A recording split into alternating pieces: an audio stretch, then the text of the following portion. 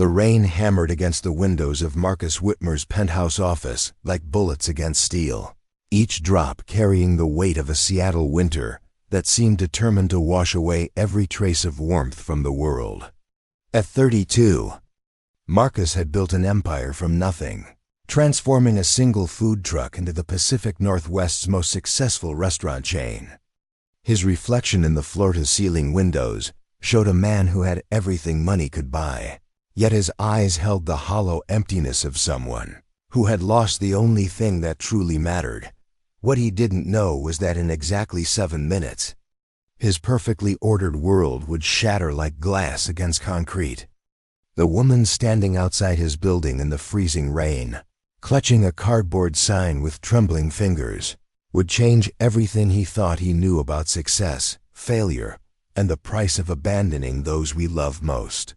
Before we jump back in, tell us where you're tuning in from, and if this story touches you, make sure you're subscribed, because tomorrow I've saved something extra special for you. The elevator's soft chime announced another late-night visitor to the 42nd floor of the Whitmore building. But Marcus barely lifted his eyes from the quarterly reports spread across his mahogany desk. At 11:47 p.m. on a Tuesday in February, legitimate visitors were as rare as honest politicians in Seattle. His assistant, Jennifer Patterson, had left hours ago, and the building's security knew better than to disturb him during his legendary late-night work sessions. Marcus had earned his reputation as the city's most demanding perfectionist through 16-hour days that began before dawn and ended well after midnight. Every detail of his restaurant empire demanded personal attention, from the precise temperature of the bread ovens to the exact shade of burgundy used in the dining room carpets. Success, he had learned through years of grinding poverty and bitter disappointment, was built on obsessive attention to the smallest details. The knock came softly at first, barely audible above the storm raging outside. Marcus ignored it, assuming the sound was just another trick of the wind that constantly buffeted the high-rise buildings of downtown Seattle. But the second knock was more insistent, followed by a voice that stopped his heart cold. "Please," the voice called through the heavy oak door, weak and desperate but unmistakably familiar despite the years that had passed. "I know you're in there. I can see the light." Marcus's pen slipped from his fingers, leaving a dark ink stain across the financial projections he had been reviewing. That voice belonged to someone who had been dead to him for 10 years, someone whose memory he had buried so deep that even thinking her name caused physical pain. He sat frozen in his leather chair, wondering if exhaustion had finally driven him to hallucination. "Marcus, please. It's me. It's Emma." Emma Rose Mitchell. The name hit him like a sledgehammer to the chest, instantly transporting him from his gleaming office to the ramshackle trailer park where they had grown up together in the shadow of Boeing's factories. Emma with her wild auburn hair and eyes, the color of Pacific storms, who had shared his dreams of escaping Riverside Heights and building something beautiful together. Emma who had vanished without a word or warning 10 years ago, leaving behind only questions and a heartbreak that had nearly destroyed him. Marcus forced himself to stand on unsteady legs, his mind reeling with possibilities. Emma Mitchell had been declared dead by Seattle police after disappearing from her downtown apartment with no signs of struggle, no ransom demands, no evidence of foul play. Her parents had held a memorial service that Marcus had attended in a fog of grief and disbelief, unable to accept that the woman he had planned to marry had simply vanished from existence. The investigation had consumed 18 months of his life as he hired private detectives, posted rewards, and followed every lead no matter how remote. Detective Sarah Chun had finally convinced him to stop, explaining gently that some missing persons cases never found resolution, that sometimes people simply chose to disappear rather than face whatever demons haunted their lives. Now, as Marcus approached the door with trembling hands, he wondered if his years of success had finally driven him to complete madness. The woman outside could be anyone, a homeless person seeking shelter, A con artist who had researched his past, a delusion created by too much stress and too little sleep. But when he opened the door, reality crashed over him like a tsunami of recognition and horror. The woman standing in the hallway was undeniably Emma Mitchell, but transformed by hardship into something barely recognizable. Her once beautiful face was gaunt and hollow, marked by the kind of deep exhaustion that came from years of struggle and deprivation. The auburn hair he remembered was now dull and matted, hanging in wet strings around her shoulders. Her clothes were little more than rags, a torn winter coat that had seen better decades, jeans with holes at both knees, shoes held together with duct tape and prayer. Most shocking of all was how small she looked.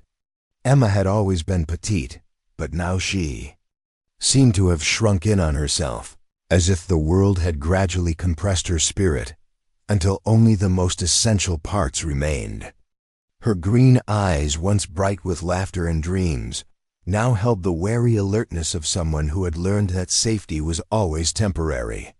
"Hello, Marcus," she said quietly, her voice carrying the weight of 10 years and 1,000 untold stories. "I know this is impossible to believe, but I need your help." Marcus stared at her for a long moment, his mind struggling to process what he was seeing. This couldn't be real. Emma Mitchell was dead, had been dead for a decade. He had grieved for her, had built his entire adult life around the hole her absence had left behind. The success, the restaurants, the relentless pursuit of perfection, all of it had been an attempt to fill the void she had created when she vanished. "This isn't possible," he whispered, his voice barely audible above the storm. "You're dead. I went to your memorial service. I spoke at your memorial service."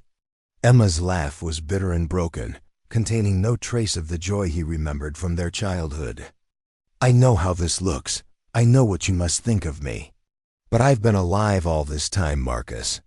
Alive and trapped and fighting every single day to find a way back to you." The word "trapped" sent ice through Marcus's veins, bringing with it images of kidnapping, human trafficking, and other horrors he had forced himself to stop imagining years ago. His private investigators had explored every possibility, from voluntary disappearance to murder, but they had never found a single clue to suggest what had actually happened to Emma Mitchell. "Trapped how?" he asked, stepping back to allow her into the office. "Trapped where?" "Emma, I looked for you everywhere. I hired the best investigators money could buy. There was no trace of you anywhere." Emma entered the office like a wild animal stepping into a cage, her eyes constantly scanning for exits and threats. She moved with the fluid caution of someone who had learned that survival depended on always being ready to run. Her gaze took in the luxurious furnishings, the expensive art, the floor-to-ceiling windows that offered a commanding view of the city below. "You did well for yourself," she observed, but there was no envy in her voice, only a deep sadness that seemed to permeate everything about her. "I used to dream about seeing you like this, successful and happy.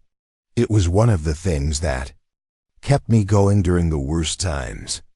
Marcus closed the door and turned to face her, his mind still reeling from the impossibility of her presence. "Emma, you need to tell me what happened. Where have you been for 10 years? Why didn't you contact me? Why did you let everyone think you were dead?" Emma's composure cracked slightly, revealing the pain she had been hiding behind her careful mask. "Because for most of those 10 years, I wanted to be dead. And the people who took me made sure I couldn't contact anyone, couldn't escape, couldn't do anything but survive one day at a time." The word "took" confirmed Marcus's worst fears. Emma had been kidnapped, held against her will for a decade while he had been building his business empire and slowly learning to live without her. The guilt hit him like a physical blow, followed immediately by rage so intense it made his vision blur. "Who?" he demanded, his voice dropping to a dangerous whisper. "Who took you? Are they still alive? Because if they are, they won't be for much longer." Emma shook her head quickly, fear flashing in her eyes. "It's not that simple, Marcus. These weren't random criminals. They were organized, connected, powerful. They had resources and protection that went all the way to the top of Seattle's power structure. Fighting them would have been suicide." Marcus guided her to one of the leather chairs facing his desk, noting how she flinched slightly at his touch. 10 years of whatever she had endured had left her with reflexes that spoke of violence and fear.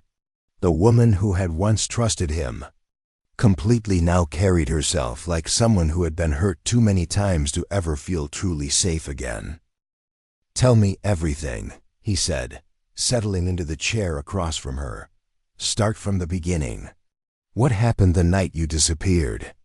Emma was quiet for a long moment, staring out at the city lights below. When she finally spoke, her voice was flat and distant, as if she were recounting someone else's story rather than her own nightmare. "I was working late at the law firm, trying to finish the research for that corporate merger case. You remember how ambitious I was back then, how determined I was to make partner before I turned 30. I stayed until almost midnight, then took the elevator down to the parking garage." Marcus remembered that night with perfect clarity. Emma had called him around 9 p.m. to say she would be working late, that she would see him the next day for their planned dinner at the little Italian restaurant where they had shared their first kiss. He had been disappointed, but not surprised. Emma's dedication to her legal career had been one of the things he admired most about her. "There were 3 men waiting by my car," Emma continued, her voice never changing tone. "They were well-dressed, professional-looking. I thought they were just other lawyers working late. One of them approached me and asked if I was Emma Mitchell. When I said yes, they showed me a badge and said they needed to ask me some questions about one of my clients."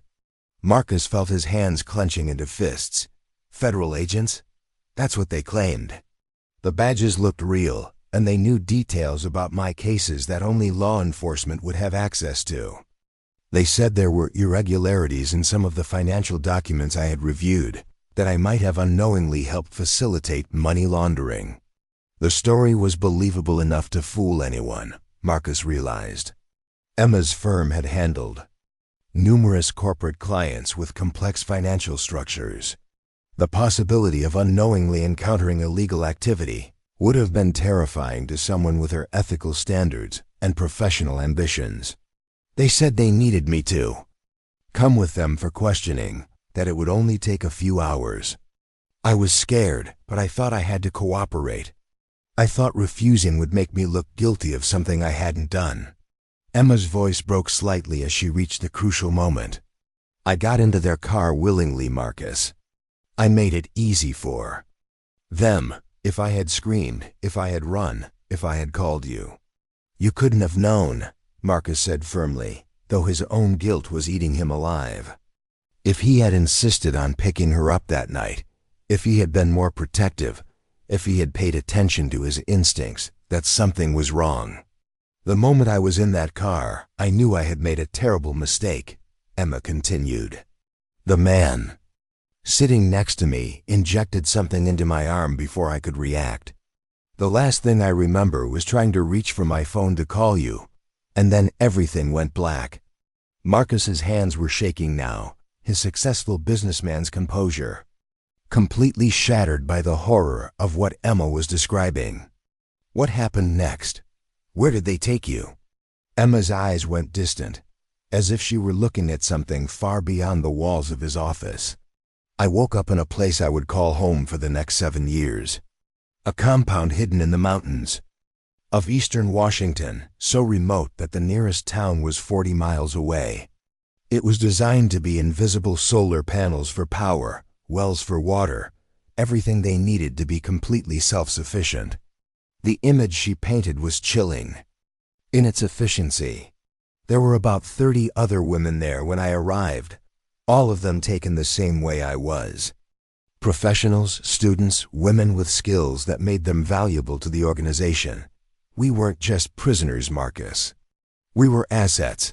Marcus felt bile rising in his throat. "What kind of assets?"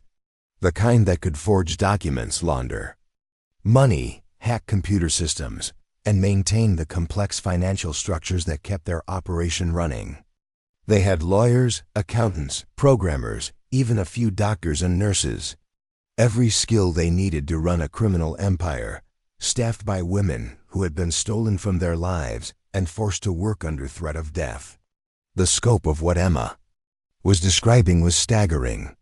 This wasn't a simple kidnapping for ransom. It was systematic human trafficking on a massive scale, designed to create an invisible workforce that could never quit, never retire, never expose the operation to authorities. The woman who ran the compound was named Victoria Blackwood. She had been a federal prosecutor before she turned to crime, and she understood exactly how to exploit the legal system to her advantage. She told me that I had been selected specifically because of my legal expertise, that I would be helping them structure their operations to avoid prosecution. Marcus's mind raced with the implications. If Emma had been forced to use her legal skills to help criminals, she might be considered complicit in their crimes by law enforcement. The psychological torture of being forced to participate in her own captivity was almost worse than the physical imprisonment. What happened to the other women? He asked. Though he dreaded the answer, Emma's expression grew even more haunted. Some of them had been there for over a decade when I arrived. They had given up hope of ever escaping, had accepted that their old lives were over. Others tried to resist and... She trailed off, unable to finish the sentence. And what, Emma? And they were made examples of. Victoria Blackwood had very effective methods of ensuring compliance. She understood that hope was more dangerous to her operation than despair, so she made sure that anyone who tried to escape or contact the outside world faced consequences that would terrify the rest of us into submission. Marcus stood abruptly, pacing to the window as rage and helplessness warred within him. The woman he had loved, the woman he had planned to marry, had spent 10 years in hell while he had been building his restaurant empire and learning to live. Without her, the injustice of it was almost too much to bear. How did you finally escape? He asked without turning around. Emma was quiet for so long that Marcus wondered if she had heard the question. When she finally spoke, her voice was barely above a whisper. I didn't escape, Marcus. I was released. 3 months ago, Victoria Blackwood died in a car accident, and the entire operation began falling apart. Some of the women were transferred to other facilities, others were simply abandoned. I was one of the lucky ones.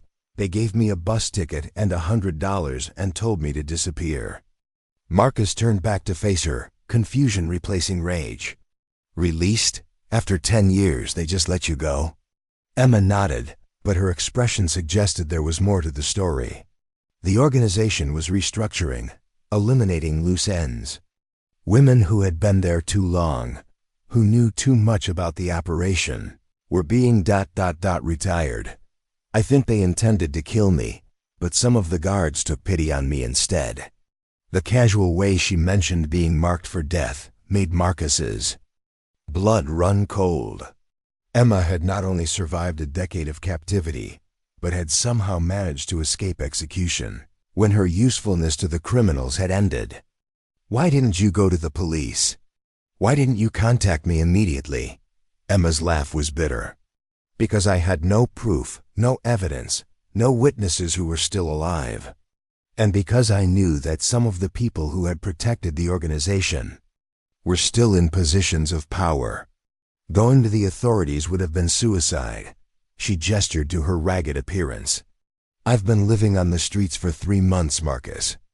Sleeping in shelters, eating at soup kitchens, doing whatever it took to survive while I tried to figure out how to contact you safely. I knew that if I just showed up at your restaurants, your security would throw me out as a vagrant. I knew that if I tried to call, your assistants would assume I was some kind of scam artist. The picture she painted was heartbreaking.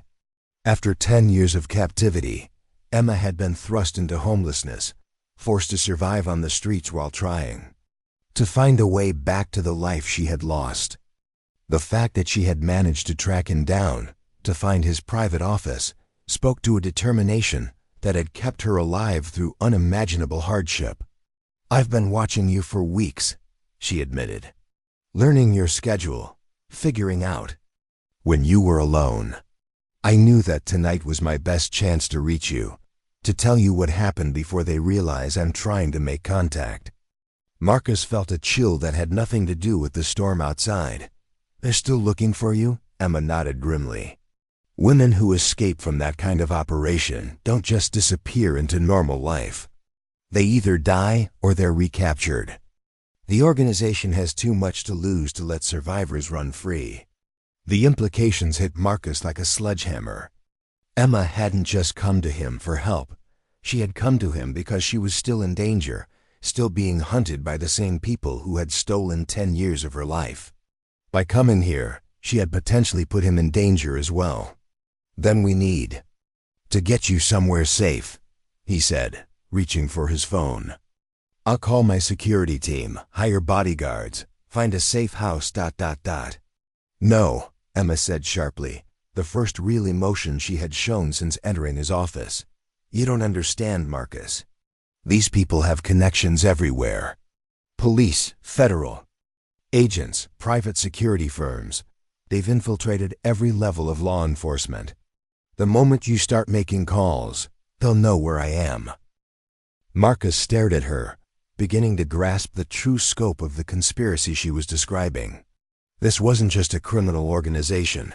It was a network of corruption that had tentacles reaching into every institution that should have been protecting women like Emma. "Then what do you want me to do?" he asked, feeling helpless for the first time in years. Emma met his eyes for the first time since entering his office, and for a moment he saw a flash of the woman he had fallen in love with all those years ago. "I want you to help me destroy them," she said quietly. "I want you to help me make sure that no other woman has to go through what I've experienced. I want you to help me burn their entire operation to the ground." The request hung in the air between them like a challenge. Marcus had built his success through careful planning, calculated risks, and methodical execution. What Emma was asking would require him to abandon everything safe and predictable about his life, to risk everything he had built in order to wage war against an enemy he barely understood. But as he looked at the woman who had once been his entire world, broken and scarred, but still fighting after 10 years of hell, Marcus realized that there was only one answer he could give. "Tell me what you need," he said simply. Emma's smile was the first genuine expression he had seen from her since she had knocked on his door. For just a moment, she looked like the woman he remembered, the woman he had never stopped loving despite believing her dead. "I need you to trust me," she said. "And I need you to be prepared for the possibility that before this is over, we might both end up dead." Marcus nodded without hesitation. After 10 years of building a successful but empty life, the prospect of dying for something meaningful didn't frighten him. What frightened him was the possibility of losing Emma again, of failing to protect her when she needed him most. Outside, the storm continued to rage, but inside his office, Marcus Whitmore was already planning the most important campaign of his life. The war against the people who had stolen his future was about to begin, preparing and narrating. This story took us a lot of time, so if you are enjoying it, subscribe to our channel. It means a lot to us. Now back to the story. The next morning brought deceptive sunshine to Seattle, its golden rays streaming through the windows of Marcus's private apartment above his flagship restaurant.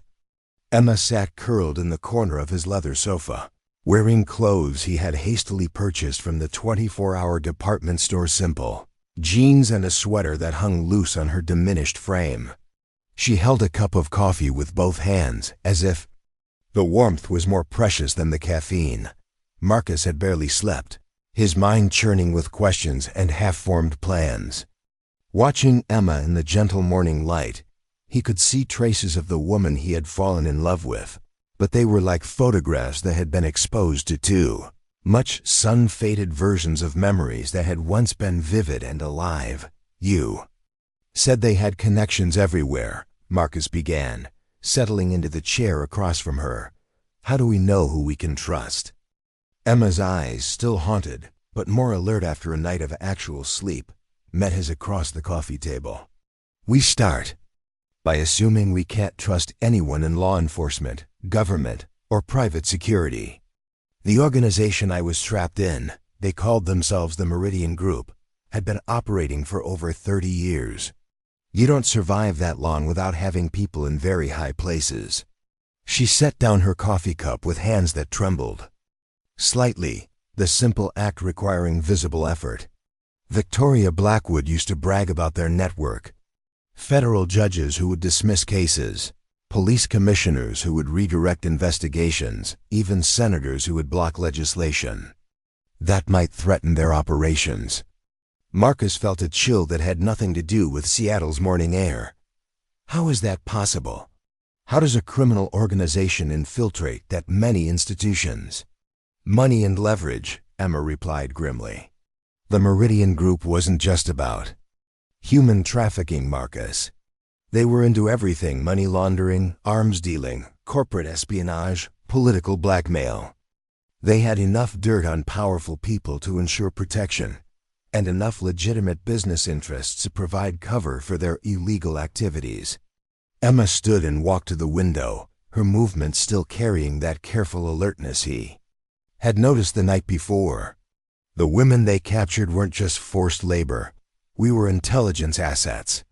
Lawyers like me were forced to research the legal vulnerabilities of politicians and business leaders. Accountants had to identify financial irregularities that could be used for blackmail. Computer programmers were made to hack into government databases and private corporate networks. The scope of what she was describing made Marcus successful. Restaurant chains seem insignificant by comparison. So they weren't just criminals. They were building a shadow intelligence network using kidnapped professionals. Exactly. And the brilliance of it was that we were all highly motivated to do good work. Make a mistake, refuse an assignment, or try to sabotage their operations, and they would punish not just you, but other women in the compound. They created a system where we were all responsible for each other's survival. Emma turned back to face him, and Marcus saw steel in her expression that hadn't been there the night before. But that system also created bonds between us, friendships, loyalty. Some of the women who were released with me aren't actually free. They're still out there, trying to expose the organization from the outside. Marcus leaned forward, sensing that they were approaching something crucial. You're in contact with other survivors? 3 of them, Emma confirmed. Sarah Chun was a computer programmer before they took her. She's been mapping the group's digital infrastructure from internet cafes and public libraries. Rebecca Torres was an investigative journalist. She's been tracking their financial connections through shell companies and offshore accounts. And Maria Santos was a federal prosecutor before her capture. She knows exactly which officials were compromised and how the corruption network operates. The revelation that Emma hadn't been working alone changed everything. This wasn't just about one woman's escape from captivity. It was about a coordinated effort by survivors to bring down their former captors. Where are they now? Marcus asked. Scattered across the country, staying mobile to avoid detection. But we've been sharing information, building a case that could expose the entire network. The problem is that we need someone with resources and connections who isn't already compromised. Emma's eyes met his with an intensity that reminded him of the ambitious young law student he had once known. That's where you come in, Marcus. You've built your business legitimately, without political connections or government contracts. Your success came from hard work, not corruption. That makes you one of the few people in Seattle with real power who the Meridian Group doesn't own. Marcus felt the weight of responsibility settling on his shoulders. What exactly are you asking me to do? Emma pulled a small flash drive from her pocket, the first concrete evidence Marcus had seen of her claims. Everything we've discovered is on here. Financial records, organizational charts, lists of compromised officials, documentation of illegal activities going back decades. We need someone to get this information to the right people: journalists, federal prosecutors, maybe even congressional investigators. Marcus took the drive, its plastic surface surprisingly warm from being hidden against Emma's body. Why haven't you done this yourselves? Because we're fugitives, Marcus. Officially, I'm still a missing person presumed dead. Sarah, Rebecca, and Maria were all reported as voluntary disappearances or suicides. We have no legal standing, no credibility with authorities. If we try to surface publicly, we'll either be dismissed as mentally unstable or killed before we can testify. The cruel logic of the situation was inescapable. The very system that should have protected these women had been corrupted to the point where their survival depended on remaining invisible. They had risked everything to gather evidence of massive criminal activity, but they couldn't present that evidence without exposing themselves to retaliation. There's something else, Emma continued, her voice dropping to barely above a whisper. The reason I finally decided to contact you, despite the danger. The Meridian Group is planning something big. Something that will happen in the next few weeks. Marcus inserted the flash drive into his laptop, watching his files begin to populate on the screen. What he saw made his blood run cold. Organizational charts, showing connections between the criminal network and some of Seattle's most prominent citizens, financial records documenting hundreds of millions of dollars in illegal transactions, and correspondence that revealed plans for something called Operation Cornerstone. What is Operation Cornerstone? He asked, though he dreaded the answer. Emma sat beside him on the sofa, close enough that he could smell the cheap soap from the shelter where she had been staying. It's a plan to eliminate all the surviving witnesses from their various operations. Not just women like me who escaped from the compounds, but anyone who might have evidence that could threaten the organization. She pointed to a document on the screen that contained a list of names, dozens of them, including several Marcus recognized as prominent Seattle citizens. These are people who either have evidence against the Meridian Group or who have been marked as potential threats. Politicians who asked too many questions, journalists who got too close to the truth, business leaders who refused to cooperate with their schemes. Marcus scanned the list with growing horror. Judge Patricia Williamson, who had recently launched an investigation into judicial corruption. Reporter Michael Davidson, whose exposes on city government had won national awards. Even Police Chief Robert Martinez, who had been pushing for reforms in the department. They're planning to kill all these people? Not directly, Emma explained. The Meridian Group is too sophisticated for obvious assassinations. They specialize in accidents, suicides, medical emergencies that can't be traced back to them. They have access to untraceable poisons, expert knowledge of how to stage crime scenes, and enough influence to ensure that investigations reach the conclusions they want. Marcus felt sick as the implications sank in. When is this supposed to happen? According to the timeline we found, the operation begins next week. They're planning to eliminate 12 primary targets over the course of a month, making each death appear unrelated to the others. By the time anyone realizes there's a pattern, everyone who could expose them will be dead. The conversation was interrupted by the soft chime of Marcus's phone receiving a text message. He glanced at the screen and felt his stomach drop. What is it? Emma asked, noticing his expression. It's from my head of security, Marcus said slowly.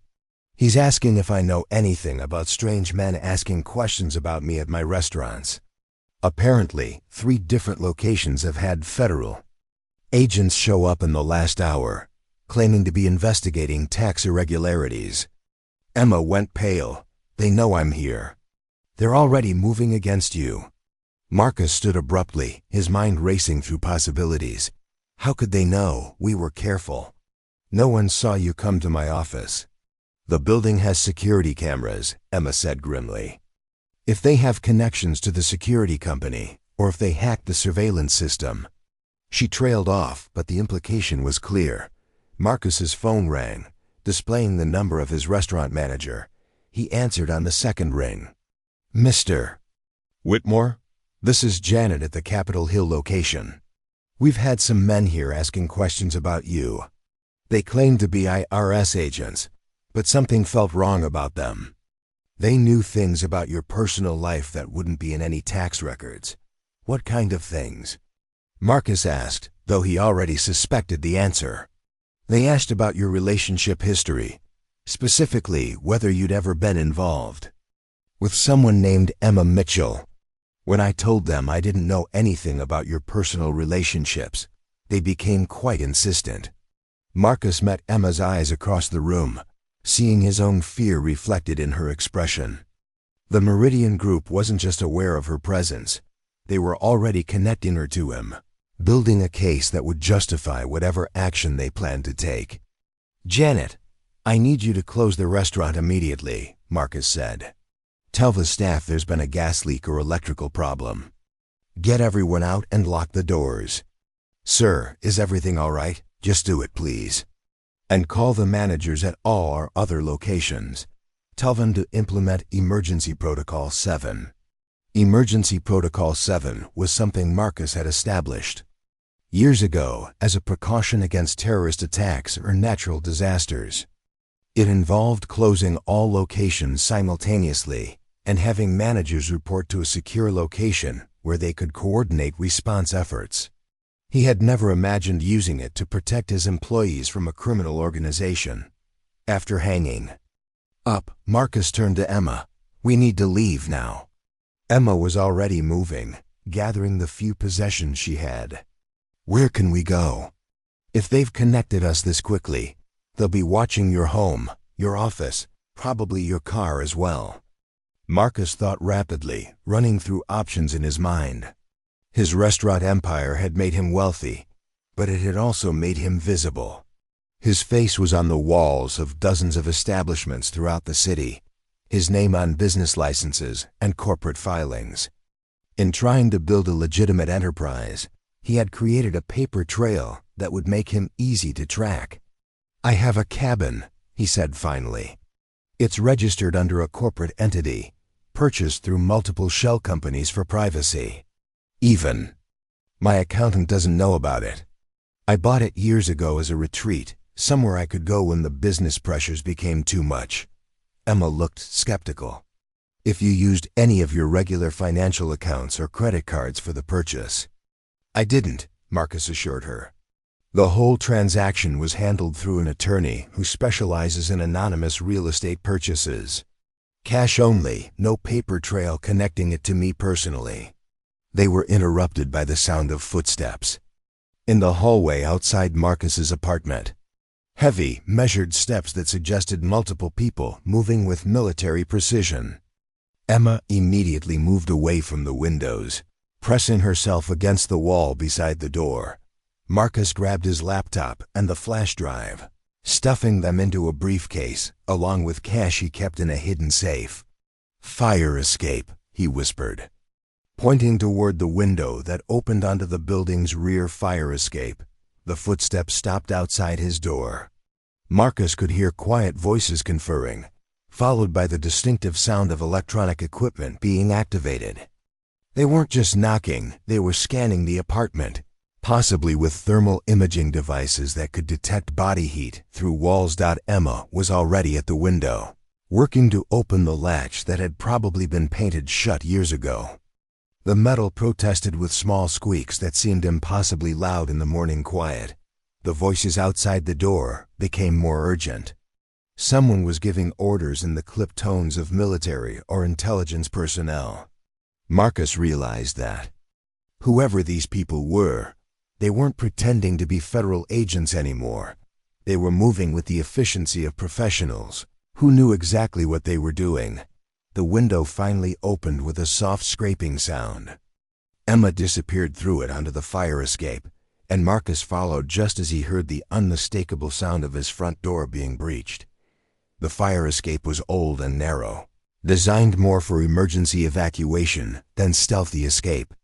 Each step on the metal grating produced small sounds that would be audible to anyone listening carefully. Marcus and Emma moved as quickly as they dared, descending through the gray morning light toward the alley below. They were 3 floors down when Marcus heard voices from his apartment window above. Someone was directing a search, coordinating with teams positioned around the building.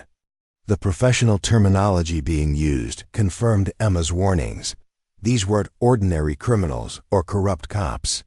They were military or intelligence operatives, with training and equipment that matched any government agency. The alley behind Marcus's building connected to a maze of service roads and delivery routes that serviced the downtown restaurant district. Emma moved through them with the confidence of someone who had spent months learning to navigate Seattle's hidden spaces, avoiding main streets and security cameras. "There's a parking garage 6 blocks from here," Marcus said as they emerged from the alley system onto a side street. "I keep a car there under a different name. If we can reach it without being spotted." Emma shook her head. "They'll have surveillance on every vehicle registered to you or your companies. We need something they can't track." She led him to what appeared to be an abandoned building, its windows boarded up and its entrance chained shut. But Emma produced a key from her pocket and opened a hidden door in the building's side wall. "After I was released, I needed places to stay that wouldn't show up on any official records," she explained as they entered the building. "Seattle has dozens of abandoned properties that homeless communities have converted into temporary shelters. This one has been empty for months, but it still has some advantages." The interior of the building had been gutted, leaving only concrete floors and support pillars. But Emma led him to a corner where someone had created a small living space, with salvaged furniture and battery-powered lights. More importantly, there was a window that provided a clear view of the street they had just traveled. "We can watch from here," Emma said, settling beside the window with the practiced patience of someone who had spent years waiting and watching. "See if they're tracking us, figure out our next move." Marcus joined her at the window, his mind still reeling from how quickly their situation had deteriorated. Less than 24 hours ago, he had been a successful businessman whose biggest concern was quarterly profit margins. Now he was a fugitive hiding in an abandoned building, marked for elimination by a criminal organization he was only beginning to understand. "Emma," he said quietly, "I need you to tell me the truth. What are our chances of surviving this?" Emma was quiet for a long moment, watching the street below for signs of pursuit. When she finally spoke, her voice carried the hard-earned wisdom of someone who had faced impossible odds and somehow endured. "I don't know," she admitted. "The Meridian Group has resources and connections that most people can't imagine. They've been planning Operation Cornerstone for months, and they're not going to let a few escaped captives interfere with their timeline." She turned to look at him directly, and Marcus saw something in her eyes that hadn't been there the night before, a fierce determination that reminded him why he had fallen in love with her in the first place. "But they've made one crucial mistake," she continued. "They've survived for 30 years by staying in the shadows, by making sure their victims never had the resources or credibility to fight back. They're not prepared for someone like you, someone with legitimate wealth and business connections who can't be easily dismissed or discredited." Emma pulled out a burner phone, one of several she kept for emergencies. "It's time to contact the others.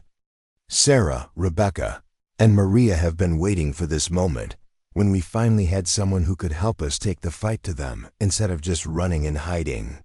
As Emma began dialing the first number, Marcus realized that his comfortable life as a successful restaurant owner was officially over. Whether they succeeded or failed in exposing the Meridian Group, he could never go back to the simple existence he had built after losing Emma the first time. But looking at the woman who had been stolen from him for 10 years, who had survived unimaginable hardship and still had the courage to fight back, Marcus found that he didn't want his old life back. For the first time in a decade, He had something worth fighting for that was more important than profit margins and business expansion. War against the Meridian Group was about to begin, and Marcus Whitmore was finally ready to discover what kind of man he really was when everything he cared about was on the line. The abandoned warehouse in Georgetown had become an unlikely war room by the time the sun set over Seattle's industrial district. Emma's 3 allies had arrived throughout the afternoon, each taking different routes and using different methods to avoid detection. Now, as evening shadows lengthened across the concrete floor, Marcus found himself face to face with the other survivors of the Meridian Group's systematic horrors. Sarah Shun sat hunched over a collection of laptops and electronic equipment that she had somehow transported in 2 large backpacks. Her fingers moved across keyboards with the fluid precision of a concert pianist, lines of code streaming across multiple screens as she probed the digital infrastructure of their enemies. At 28, she was younger than Emma but carried herself with the contained intensity of someone who had learned to find power in knowledge and preparation. "The good news," Sarah said without looking up from her screens, "is that they're panicking. I've been monitoring their communications since Emma made contact with Marcus yesterday. They're scrambling to accelerate Operation Cornerstone, which means they're making mistakes." Rebecca Torres paced the perimeter of their makeshift command center, her journalist's instincts keeping her constantly alert for threats. She had been the first to arrive at the warehouse, having driven non-stop from Portland, where she had been investigating a series of suspicious deaths that now appeared connected to the Meridian Group's activities. Her dark hair was pulled back in a practical ponytail, and her eyes held the sharp focus of someone accustomed to uncovering secrets that powerful people preferred to keep hidden. "The bad news," Rebecca continued Sarah's thought, "is that panic makes them more dangerous, not less. I've been tracking their financial movements through shell companies and offshore accounts. They're liquidating assets, calling in favors, and activating sleeper agents they've kept dormant for years." Maria Santos stood at the warehouse's main window, using a pair of binoculars to scan the surrounding area for signs of surveillance. As a former federal prosecutor, she understood better than any of them how the corruption network operated and what resources their enemies could bring to bear. Her legal training had taught her to think systematically about evidence and proof. But her years of captivity had taught her that the law was only as strong as the people who enforced it. "The worst news," Maria said grimly, "is that we're not just dealing with the Meridian Group anymore. They've activated what they call Protocol 7, a mutual defense agreement with other criminal organizations across the Pacific Northwest. We're facing a coalition of groups that normally compete with each other, but they're willing to cooperate when it comes to eliminating threats to their collective survival." Marcus absorbed this information with growing dread. When Emma had first contacted him, he had imagined they were dealing with a single criminal organization, however large and well-connected. Now he was learning that they faced a network of networks, a shadow consortium that had apparently been preparing for this kind of coordinated response for years. "How many people are we talking about?" he asked. Sarah pulled up a digital map on one of her screens, overlaying it with data points that represented known criminal enterprises. "Based on communications intercepts and financial analysis, we're looking at approximately 300 active operatives across Washington, Oregon, and Northern California. They have access to military-grade weapons, surveillance equipment, and enough political influence to coordinate their activities without interference from law enforcement." The scale of their opposition was staggering. Marcus had built his restaurant empire through careful planning and methodical execution, but he had never faced anything approaching this level of organized resistance. His business rivals had been competitors who played by established rules, not enemies who were willing to commit murder to protect their interests. "We need to understand their immediate priorities," Emma said, studying the intelligence reports her allies had compiled. "They can't eliminate everyone on their target list simultaneously without attracting attention. They'll have to prioritize, focus on the most dangerous threats first. Rebecca spread a collection of photographs across a folding table they had set up in the center of the warehouse. Based on recent communications traffic and financial transfers, I've identified their top 5 targets. These are the people they plan to eliminate within the next 72 hours. The first photograph showed Judge Patricia Williamson, a federal judge who had been investigating connections between organized crime and political corruption. According to Rebecca's research, Judge Williamson had been asking uncomfortable questions about why certain high-profile criminal cases had been mysteriously dismissed or reduced to minor charges. The second photo was of Detective Lieutenant James Morrison, a Seattle police officer who had been building a case against several businesses suspected of money laundering activities. Morrison's investigation had apparently gotten close enough to the truth that the Meridian Group considered him an immediate threat. The third target was Dr. Elizabeth Harper, a medical examiner who had been raising questions about a series of deaths that had been ruled accidental or suicide. Her forensic expertise had apparently identified patterns that suggested systematic assassination rather than random deaths. The fourth photograph showed Thomas Chun, Sarah's older brother, who worked as an investigative accountant for the IRS. According to Sarah's intelligence, Thomas had been tracking financial irregularities that connected to the Meridian Group's money laundering operations, though he didn't realize the full scope of what he had uncovered. The fifth and final priority target was Marcus himself. "They're planning to eliminate you first," Maria explained, her prosecutor's training evident in how she presented the evidence. "Their analysis suggests that you represent the greatest immediate threat to their operations because you have the resources to fund a sustained investigation and the credibility to get media attention." Marcus stared at his own photograph, feeling surreal seeing himself categorized as a priority target for assassination. "What's their planned method?" "Car accident," Sarah said, reading from intercepted communications. "They've identified a stretch of highway between your downtown office and your home where they can stage a collision that will look like an unfortunate accident. They have people positioned to ensure that emergency responders are delayed, that the accident investigation reaches the conclusions they want, and that any security footage is mysteriously corrupted." The clinical precision with which they had planned his death was somehow more frightening than crude threats would have been. These weren't desperate criminals acting on impulse. They were professionals who had refined their methods through years of practice. "How long do we have?" Marcus asked. "Based on their operational timeline, they plan to move against you tomorrow night," Rebecca said. "The other targets will be eliminated over the following week, assuming they can deal with you successfully." Emma had been quiet during this exchange, but now she spoke with the authority of someone who had spent years studying their enemy's methods. "The key to their success has always been isolation. They eliminate threats one at a time, making sure that each death appears unrelated to the others.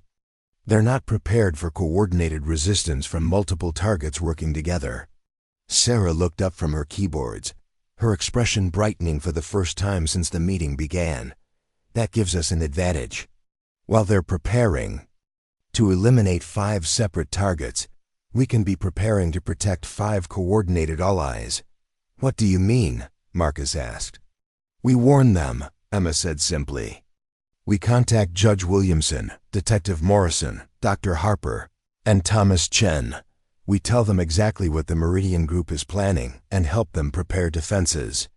Maria frowned, her legal training making her cautious about revealing their knowledge prematurely. "That's extremely dangerous. The moment we contact any of them, we risk exposure.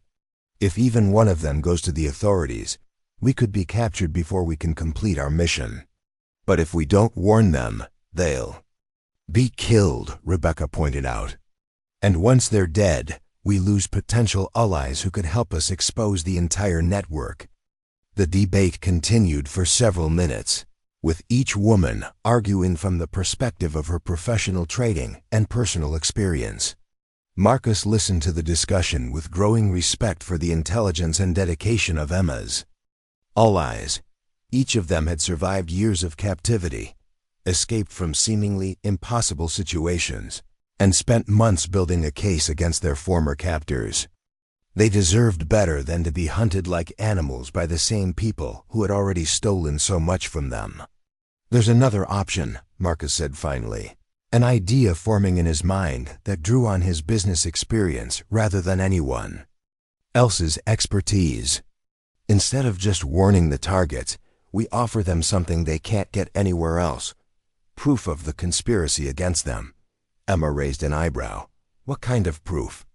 Marcus gestured toward the flash drive containing the Meridian Group's intelligence files.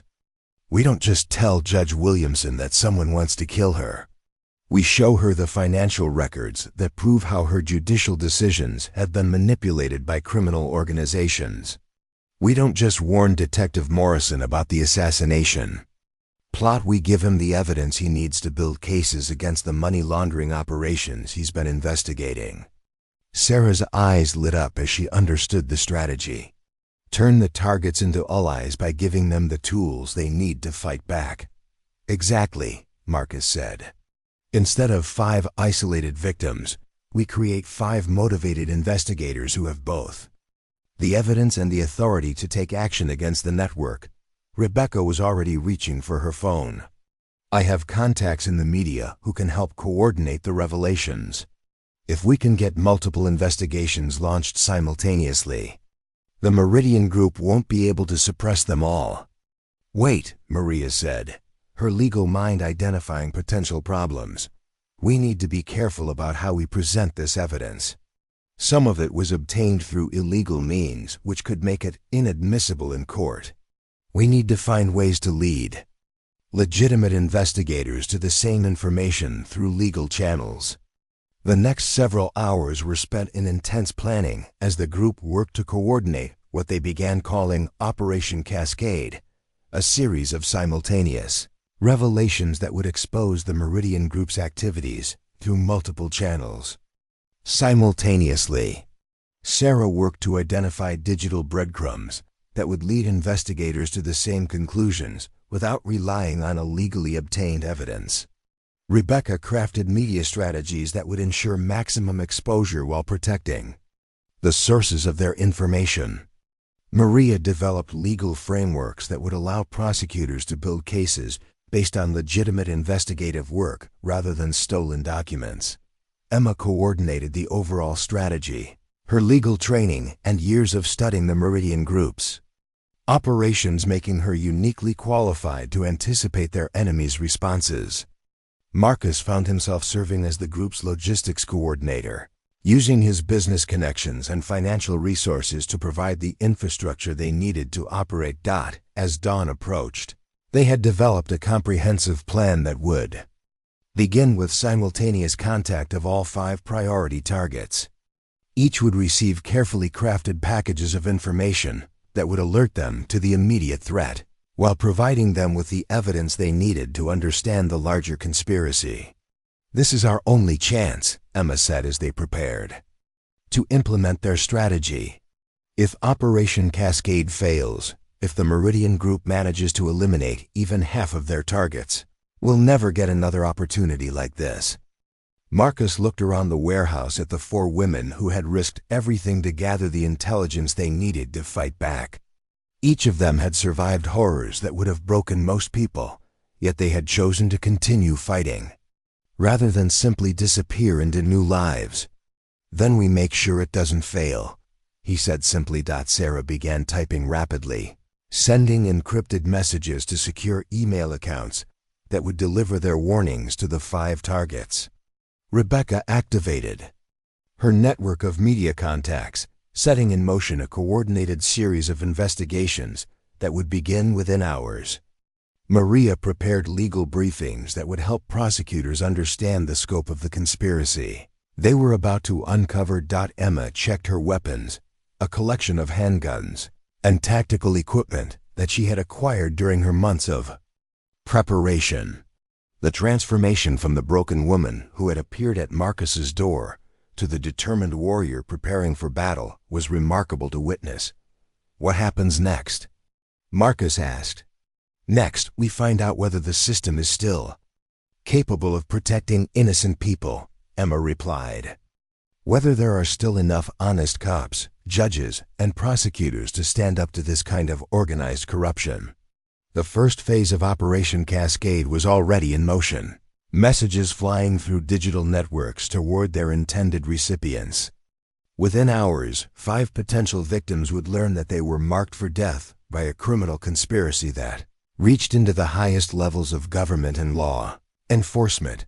Whether they would choose to fight back or simply try to hide would determine not only their own survival, but the fate of everyone who had been victimized by the Meridian Group's decades of systematic evil. Marcus realized that his comfortable life as a successful businessman was now completely behind him. Whether they won or lost, he would either be dead or living as a fugitive within the next few days. But looking at Emma as she prepared for what might be their final battle, he found that he had no regrets about the choice he had made. Some things were worth risking everything to protect, and some enemies were too dangerous to be allowed to continue operating in the shadows. The war against the Meridian Group had begun, and there would be no going back for any of them. The first response to Operation Cascade came at 6:23 a.m., less than 4 hours after Sarah had sent the encrypted warnings. Judge Patricia Williamson's secure phone buzzed with an incoming call that would change the trajectory of everything they had planned. "This is Federal Judge Williamson," came the crisp, authoritative voice through the encrypted connection. "I received your package of materials. I need to meet with whoever sent this immediately." Emma took the call while the others gathered around, their faces tense with anticipation. This moment would determine whether their desperate gamble had succeeded, or whether they had just exposed themselves unnecessarily to their enemies. "Your Honor, we understand this information is difficult to believe," Emma began carefully. "Difficult to believe?" Judge Williamson's voice carried a note of barely controlled fury. "Miss Mitchell, yes, I know who you are. Your legal credentials are impressive even if you're supposed to be dead. This information doesn't just confirm my worst suspicions about judicial corruption. It provides documentation for criminal activities that I've been investigating for the past 8 months. The judge's response was more than they had dared hope for. Instead of dismissing their evidence as the ravings of fugitives, she was treating it as confirmation of her own parallel investigation. I've been tracking irregularities in case assignments, sentence reductions that made no legal sense, and financial connections between court officials and businesses with questionable backgrounds. Judge Williamson continued, Your files fill in gaps that I couldn't bridge through official channels. More importantly, they explain why my inquiry has been met with resistance from other judges and administrative officials. Emma felt a surge of hope mixed with caution. Your Honor, you need to understand that your life is in immediate danger. The people behind this corruption network are planning to eliminate you within the next 48 hours. I'm aware of the threat, the judge replied grimly. 3 federal marshals showed up at my home 2 hours ago, claiming they had been assigned to my protection detail. But I've been a federal judge for 12 years, Miss Mitchell. I know the difference between legitimate security arrangements and potential kidnappers posing as law enforcement. Sarah looked up from her computer screens, her expression alarmed. The marshals weren't sent by official channels? According to the Federal Judiciary Security Office, no protection detail was requested or authorized for me, Judge Williamson confirmed. Which means that either someone is trying to isolate me for elimination, or there are people within the judiciary security apparatus who are working with your Meridian Group. The implication sent chills through the warehouse.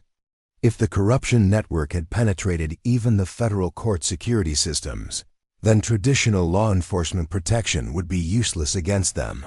Where are you now? Emma asked. Somewhere. Safe, with people I trust absolutely.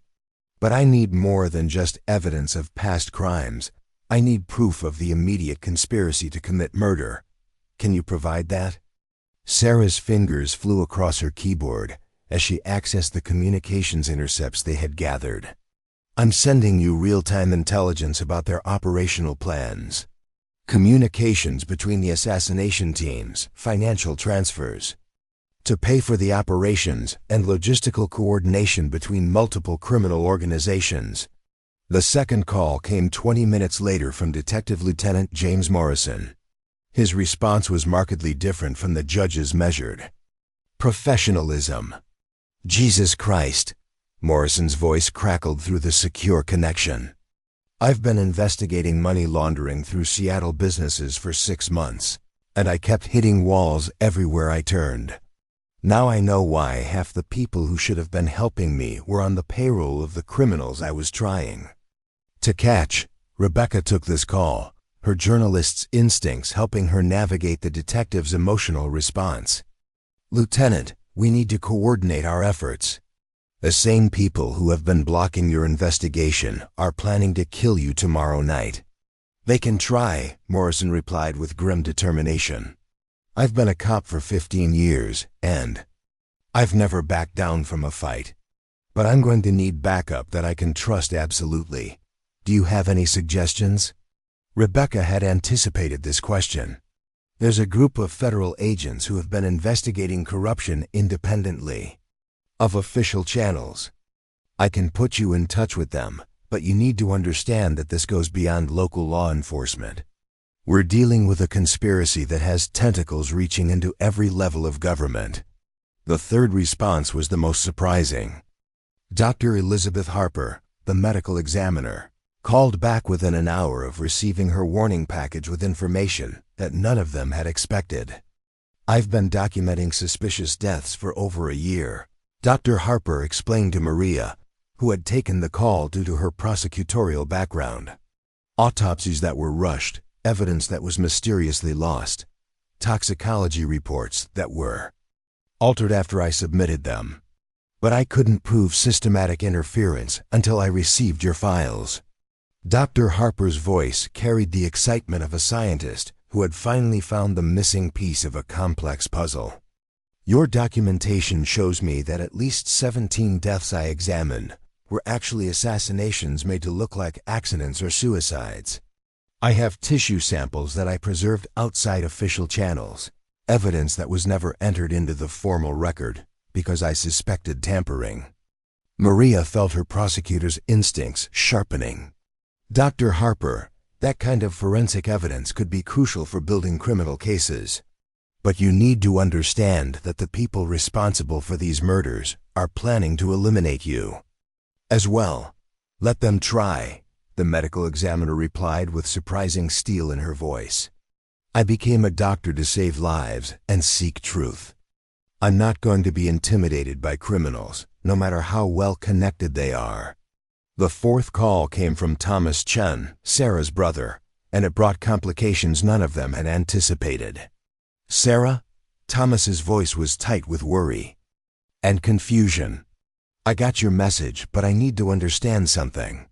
I've been investigating financial irregularities for the IRS, but some of the accounts you've identified in your evidence are connected to businesses that are currently under federal protection. Sarah felt her blood run cold. What do you mean, federal protection? I mean that 3 of the companies on your money laundering list are currently being used as fronts for FBI undercover operations. If we expose them publicly, we could compromise ongoing federal investigations and put undercover agents at risk. The revelation created an immediate crisis for Operation Cascade. If some of the Meridian Group's business interests were actually federal sting operations, then their evidence might be more complicated than they had realized. Emma grabbed the phone from Sarah. Thomas, this is Emma Mitchell. I need you to understand something crucial. The federal investigations you're worried about compromising might themselves be compromised. The Meridian Group has had 30 years to infiltrate law enforcement agencies. It's possible that what you think are legitimate Undercover operations are actually criminal enterprises that have obtained federal protection through corruption. Thomas was quiet for a long moment. That's a terrifying possibility. If federal law enforcement has been corrupted to that extent, then we can't rely on traditional channels for justice, Emma finished. We have to create our own. The fifth target proved to be the most difficult to reach.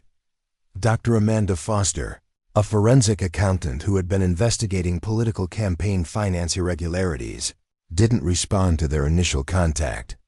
When Rebecca tried calling the number listed in their intelligence files, she discovered that Dr. Foster's phone had been disconnected and her office had been closed due to what was described as a family emergency. "We may be too late," Rebecca sighed grimly. "Either she's already dead, or they've moved her to a location where she can't be contacted." Sarah immediately began working to track Dr. Foster's digital footprint, searching for any sign of recent activity that might indicate whether she was still alive. What she found was disturbing.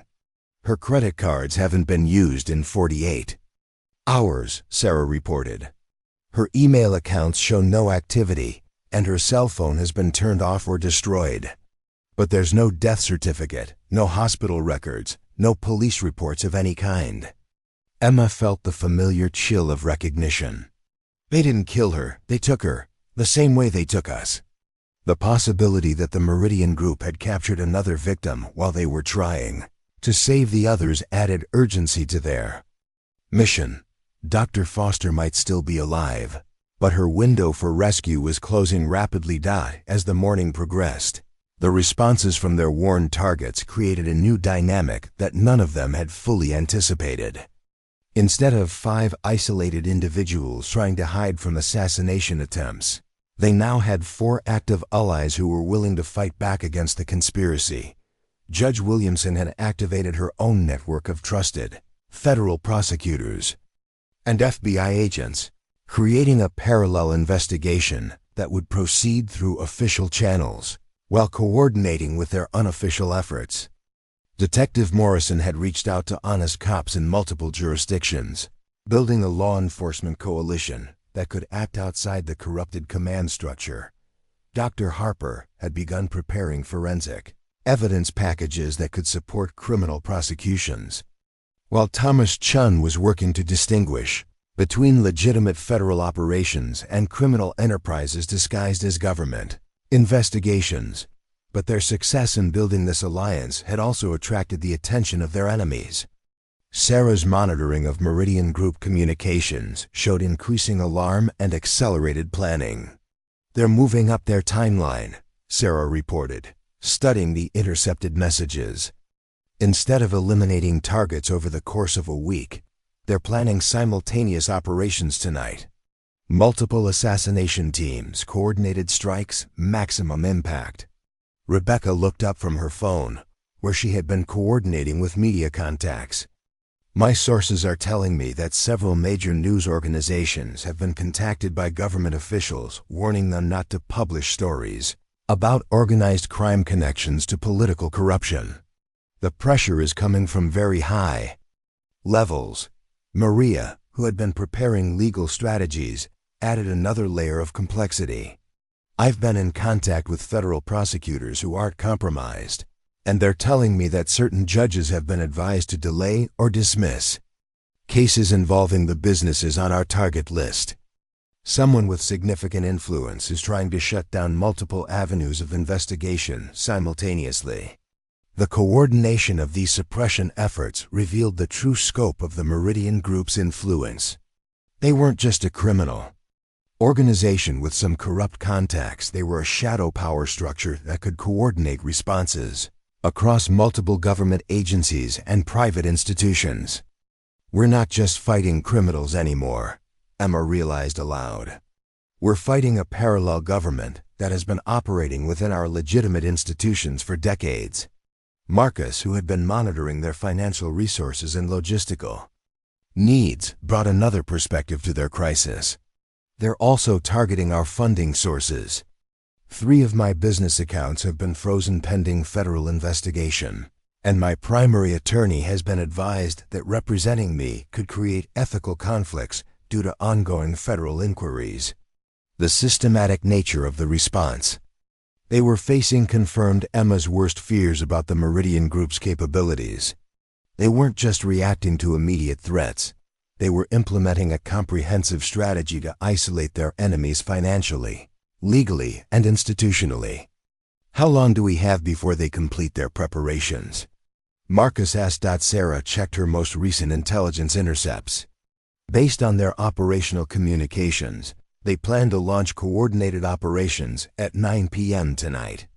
That gives U.S. approximately 10 hours to either stop them or prepare adequate defenses for our allies.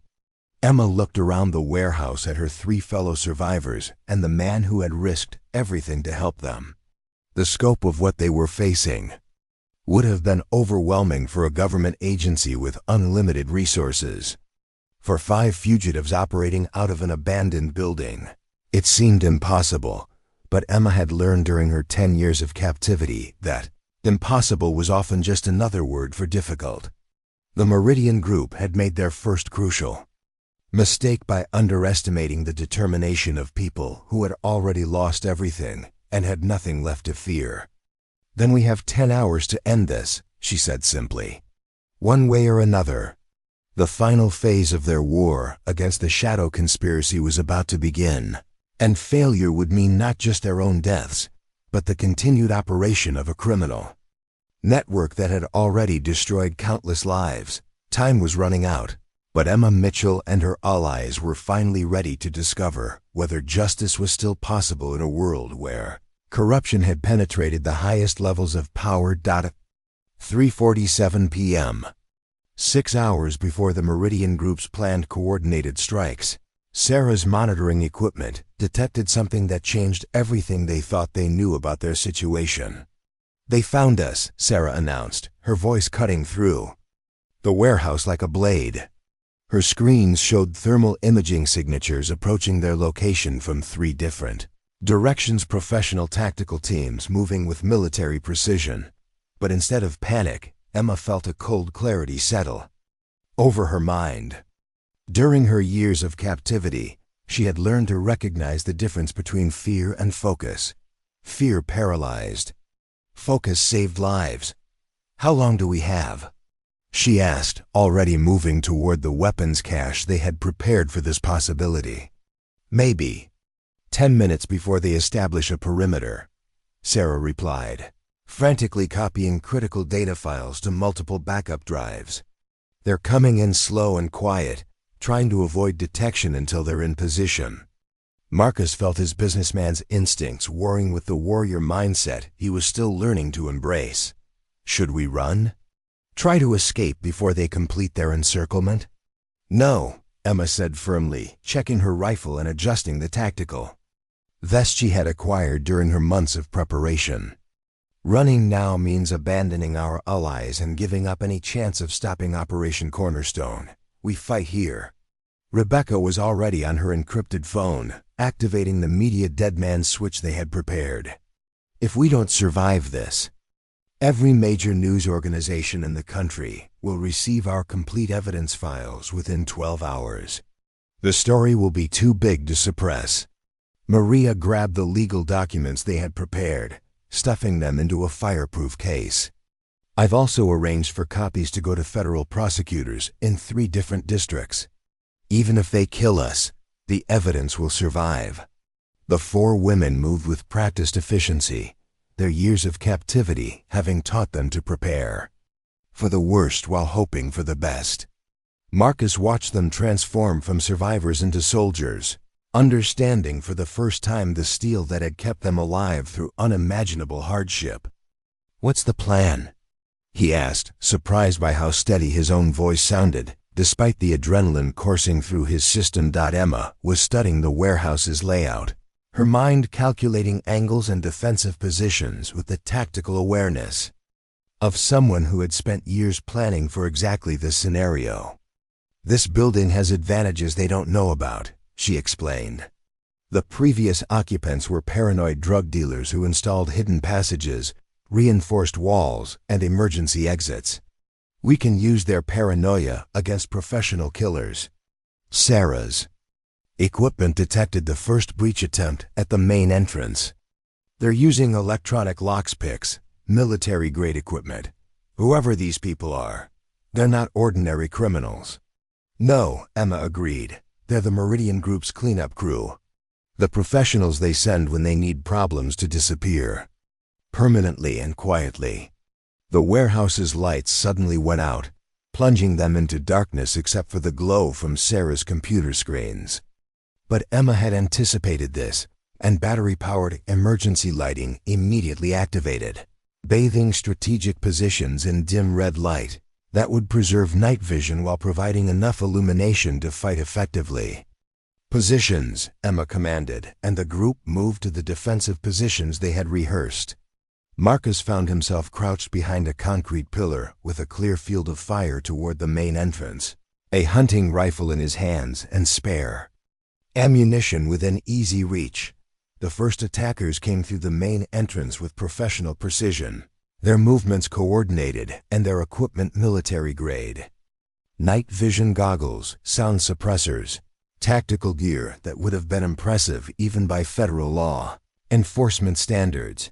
Emma's first shot dropped the point man before he could fully enter the warehouse. Her marksmanship, honed during years when accurate shooting meant the difference between eating and going hungry, was devastatingly effective even in the dim emergency lighting. The attackers immediately adapted, using smoke grenades and flashbang devices to disorient the defenders while they established positions throughout the warehouse. But Emma and her allies had prepared for exactly this kind of professional assault. Sarah had positioned motion sensors throughout the building, their data feeding to a central display that showed enemy positions even through smoke and darkness. Rebecca's journalism background had taught her to observe and report under pressure, making her an effective spotter who could coordinate their defensive fire. Maria's prosecutorial training helped her think systematically about their enemies, likely tactics and responses. Marcus discovered that his years of competitive shooting, initially taken up as stress relief from business pressures, translated surprisingly well to actual combat. His first shots missed, but his fourth found its target, and he felt a grim satisfaction that had nothing to do with business success. The battle for the warehouse lasted 17 minutes, though it felt like hours to the defenders.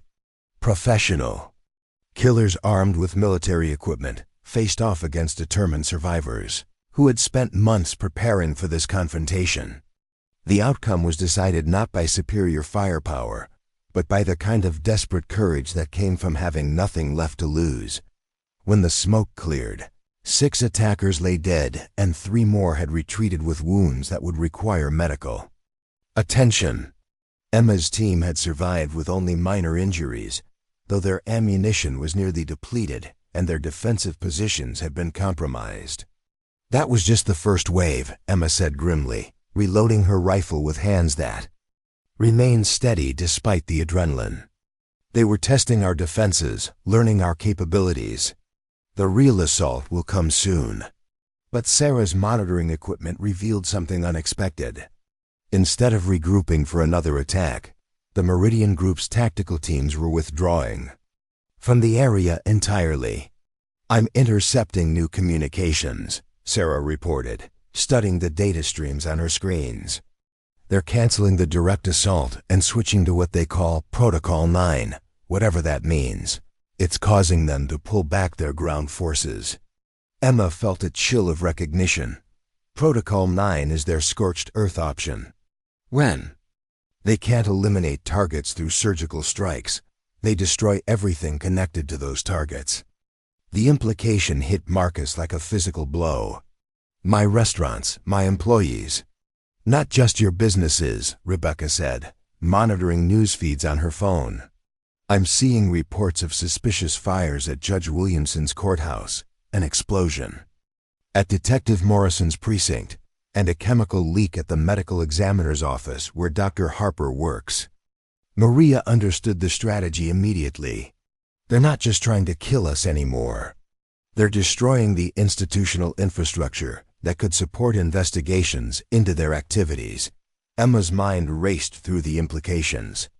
The Meridian Group had shifted from targeted assassination to systematic destruction, accepting that their shadowy influence would be exposed in exchange for eliminating anyone who could act on that exposure. How many casualties? Marcus asked, dreading the answer. Rebecca's expression was grim as she read the incoming reports. Unknown at this point, but emergency services are responding to multiple incidents across the city. This is no longer a covert operation. They're conducting open warfare against anyone who threatens them. The warehouse's secure communication system activated with an incoming call from Judge Williamson. Her voice carried the strain of someone who had been fighting for survival, but also the determination of someone who refused to surrender. Miss Mitchell, I need you to understand our situation. The explosion at the federal courthouse was intended to destroy evidence and eliminate personnel who were supporting our investigation. We managed to evacuate most people, but the building is gone and 3 federal prosecutors are in critical condition. Emma felt the weight of responsibility crushing down on her.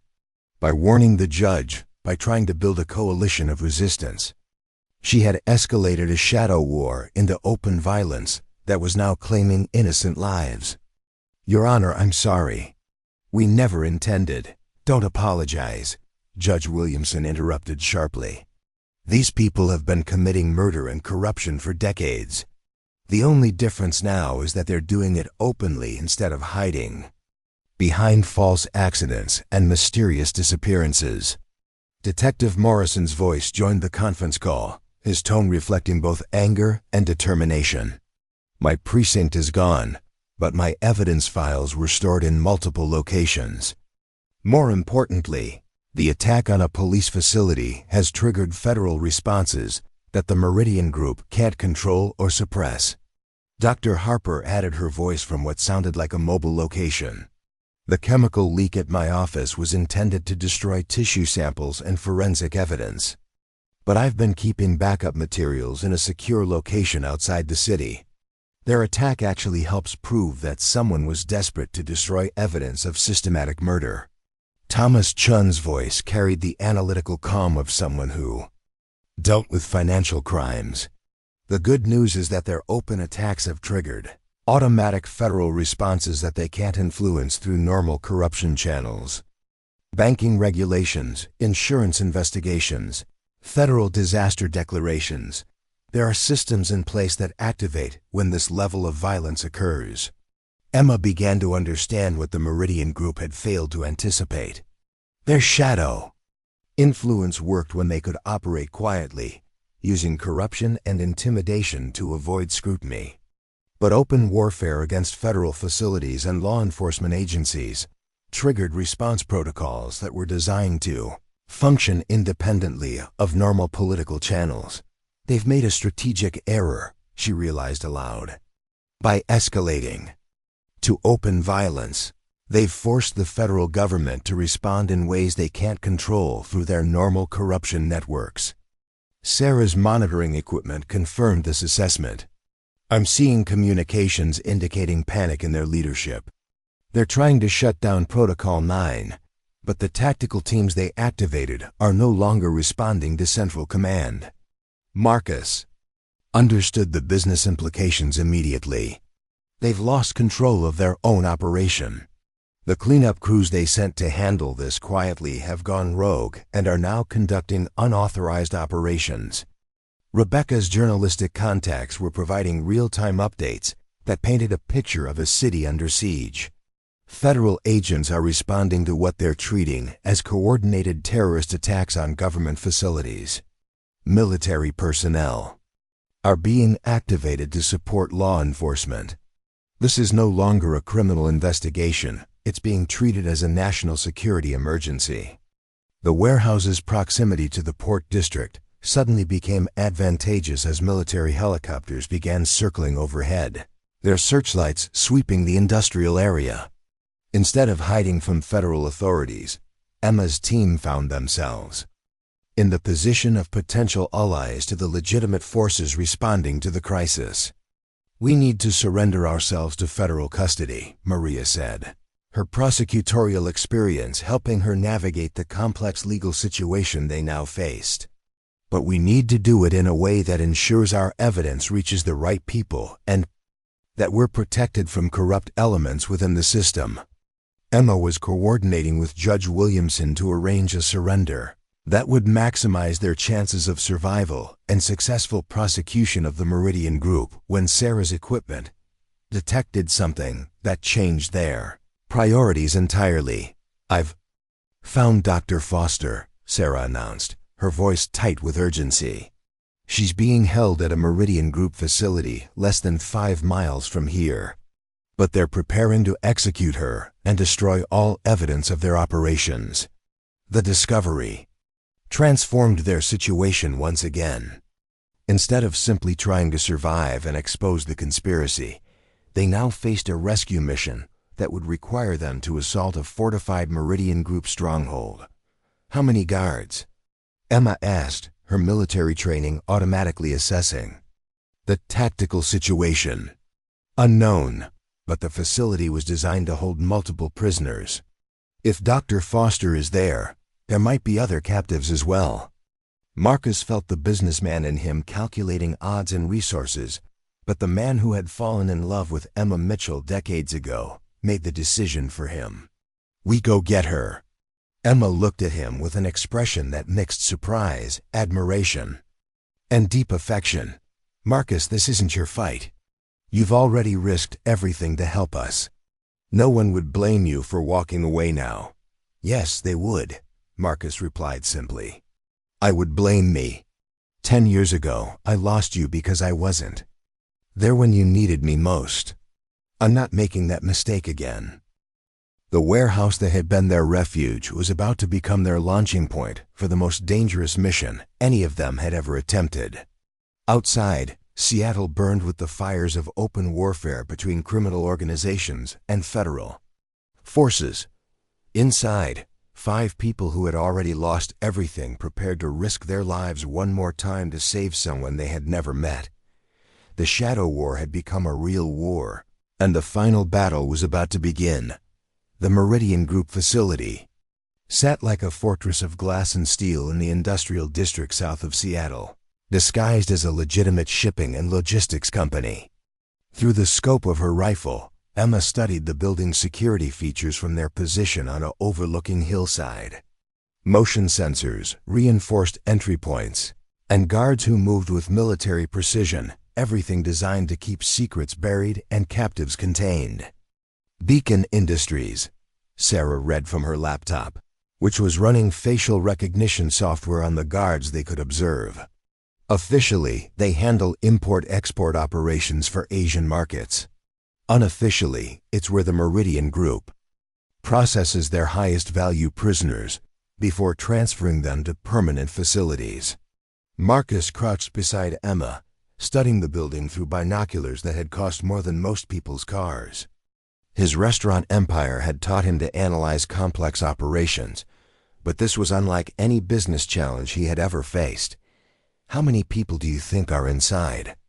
"Based on thermal imaging from Sarah's equipment, I count at least 40.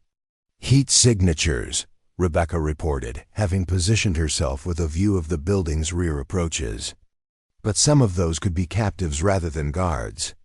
Maria had been studying the legal and financial records associated with Beacon Industries, cross-referencing them with the intelligence files they had compiled. "This facility has been operating for 8 years under various corporate names. If Dr. Foster is their only current prisoner, she would be exceptionally lucky." Emma lowered her rifle scope, her mind cycling through tactical possibilities. During her captivity, she had memorized the layouts of 3 different Meridian Group facilities, understanding that knowledge of their operations might someday mean the difference between life and death. This building followed the same basic security principles: multiple barriers, controlled access points, and emergency protocols designed to eliminate evidence if the facility was compromised. "The main challenge isn't getting in," she explained to the others. "It's getting out alive with any prisoners we rescue. These facilities are designed to be traps. Once law enforcement or rescue teams penetrate the outer defenses, the building can be sealed and destroyed within minutes." Sarah had been monitoring communications traffic around the facility, using equipment that could intercept radio transmissions, cell phone signals, and internet data streams. "I'm picking up increased chatter about asset liquidation protocol. Based on the timing and context, they're planning to eliminate all prisoners within the next 2 hours." The timeline added desperate urgency to their mission. Dr. Foster and any other captives had less than 2 hours before they would be murdered, to eliminate evidence of the Meridian Group's activities. But rushing into a heavily defended facility without adequate preparation would likely result in everyone's death. "We need a distraction," Emma decided. "Something that will draw security forces away from the main building while we infiltrate and extract the prisoners."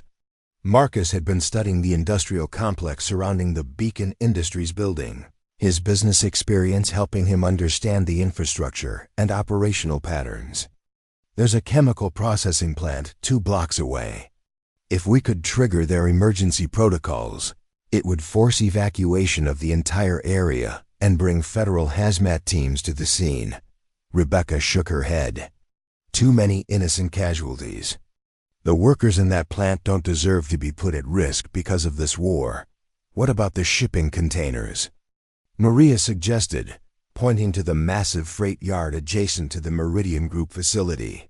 "If we could create the appearance of a terrorist attack on international shipping, it would trigger federal response protocols without endangering civilian workers." Emma studied the container yard through her scope, noting the security arrangements and the proximity to their target building. That could work. "Sarah, can you hack into their inventory management system and create false alarms about hazardous materials?" Sarah's fingers were already flying across her keyboard.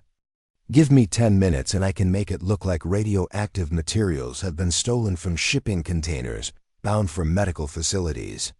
That will bring FBI, Homeland Security, and probably military units to secure the area."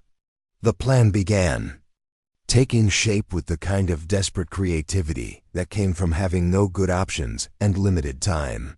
They would create a false radiological emergency that would flood the area with federal authorities, forcing the Meridian Group to focus, uncovering their tracks rather than executing prisoners. During the confusion, Emma's team would infiltrate the facility, locate the captives, and extract them before the building's destruction protocols could be activated. "What about our escape route?" Marcus asked, his business planning instincts demanding contingency preparations. Emma pointed to the water beyond the industrial district. "Elliott Bay. There's a marina 3 blocks from the facility with boats that we can appropriate for our extraction. Once we're on the water, we can reach federal authorities who aren't compromised by the Meridian Group's corruption network." Rebecca had been monitoring news feeds and official emergency communications. "The federal response to today's attacks is being coordinated by agencies that operate independently of local law enforcement. If we can reach Coast Guard or military personnel, we should be able to deliver our evidence without worrying about corrupt officials." Sarah completed her infiltration of the shipping company's computer systems. "I'm ready to trigger the radiological alarm. Once I activate this, we'll have maybe 30 minutes before federal investigators realize it's a false flag. That's our window for the rescue operation." Emma checked her weapons one final time, ensuring that every magazine was full and every piece of equipment was secured for rapid movement. "Everyone understands that this is likely a one-way mission. If the Meridian Group activates their destruction protocols while we're inside the building... "We understand," Marcus said simply. "But we also understand that some things are worth dying for." Maria nodded grimly. "I've been a prosecutor for 15 years. I've seen what happens when good people do nothing while evil operates in the shadows. If we die trying to save those prisoners, At least we die fighting. Rebecca shouldered her camera equipment alongside her rifle. And I'll document everything. Even if we don't survive, the world will know what happened here.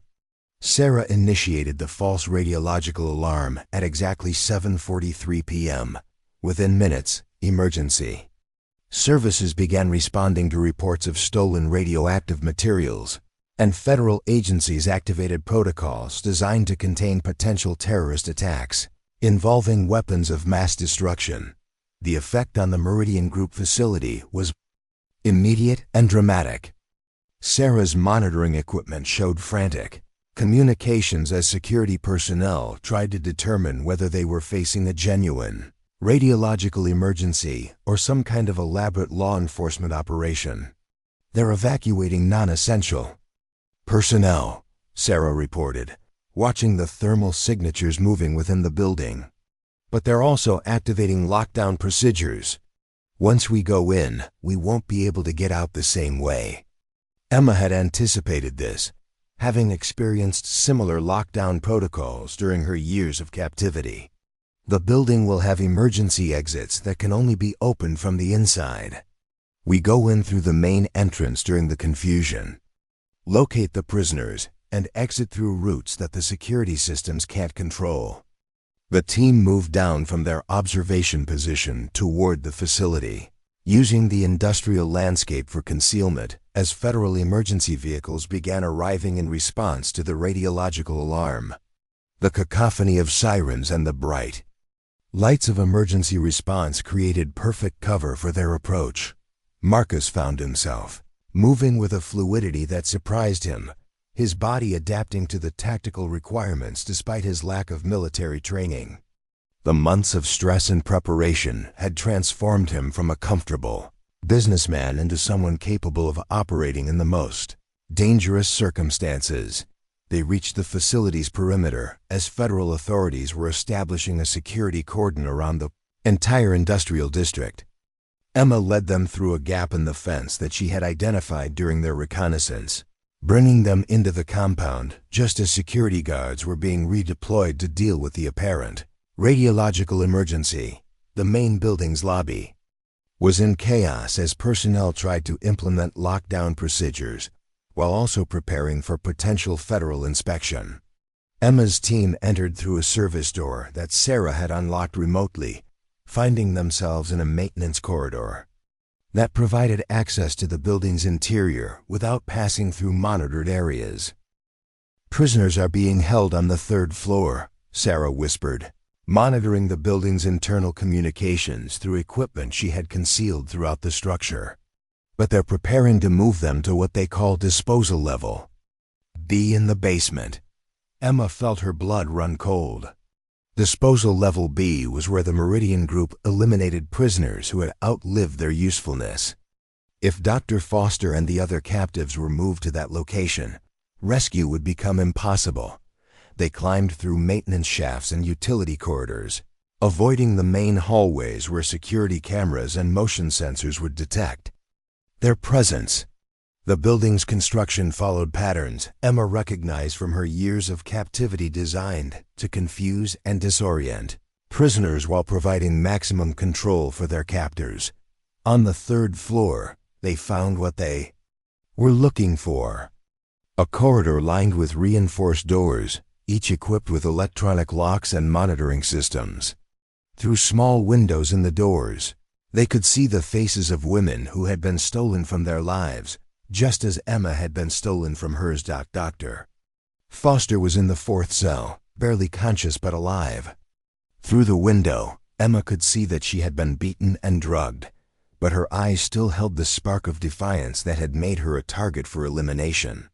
12 prisoners total, Marcus counted, his voice tight with rage at what he was witnessing.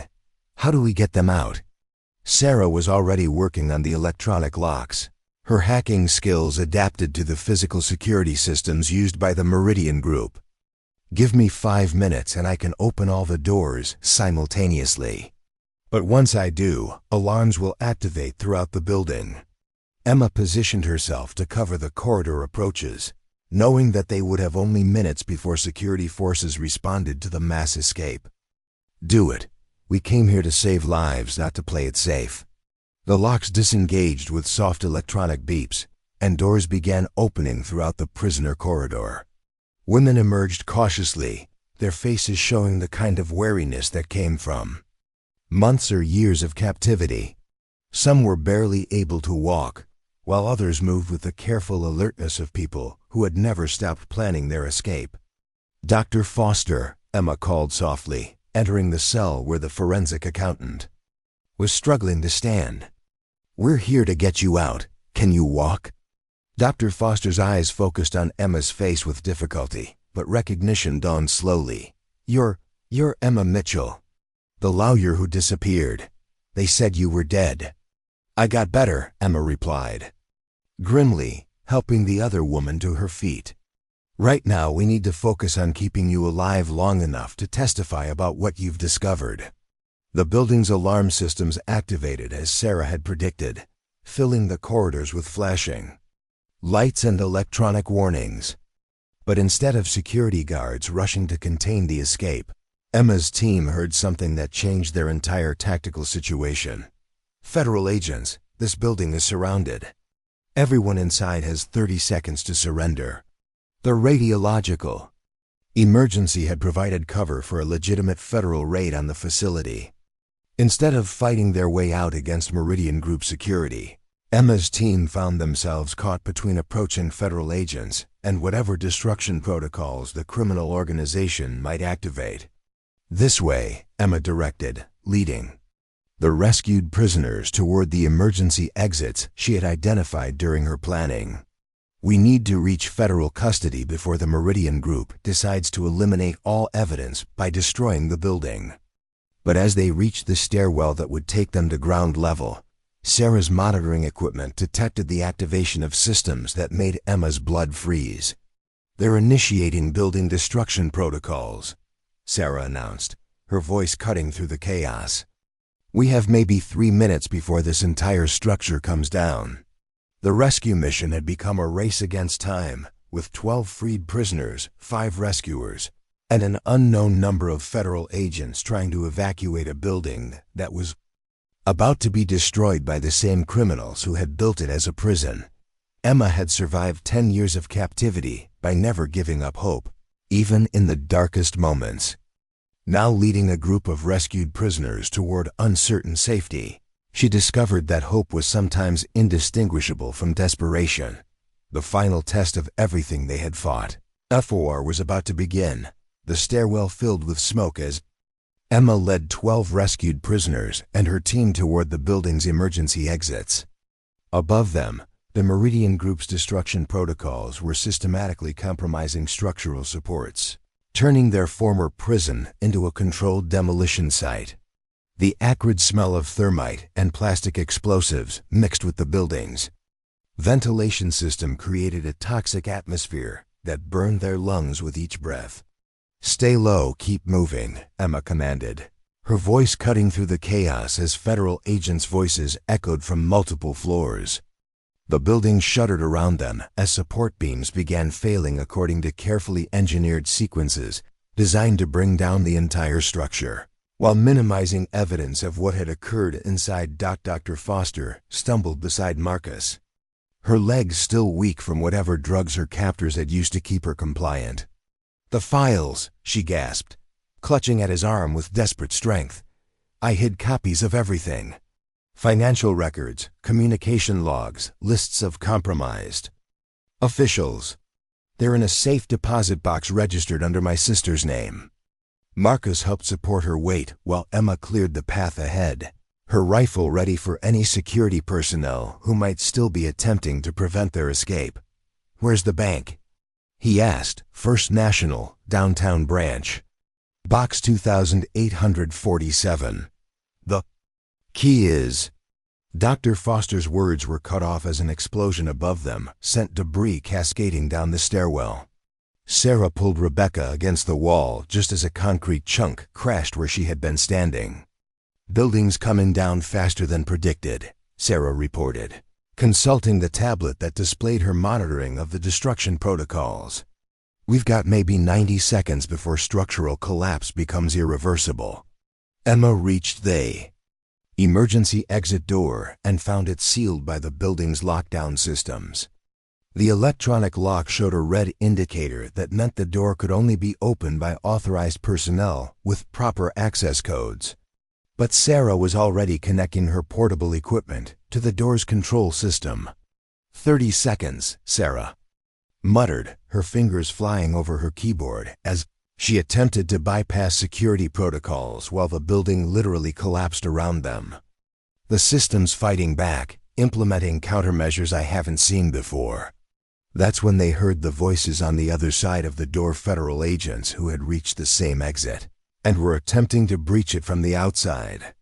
Emma made a decision that would either save all their lives or doom them to die in the collapsing building. Federal agents.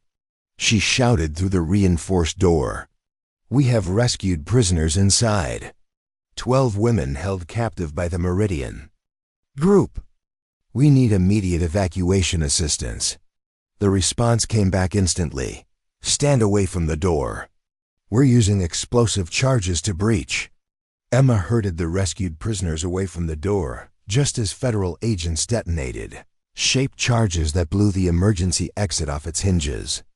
Smoke and debris filled the stairwell, but through the gap came the most beautiful sight Emma had seen in years: federal agents in tactical gear reaching toward them with helping hands. Move, move, the lead agent shouted, his voice amplified by communication equipment that coordinated with teams throughout the building. We've got 90 seconds to clear the collapse zone. The evacuation became a controlled chaos of federal agents helping rescued prisoners through the breach while Emma's team provided covering fire against any remaining Meridian Group security personnel.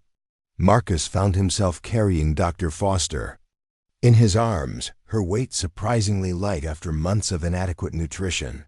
They emerged from the building into a scene that looked like a war zone. Federal agencies had established a massive perimeter around the entire industrial district, with emergency vehicles, military personnel, and media crews creating a circus of lights and activity.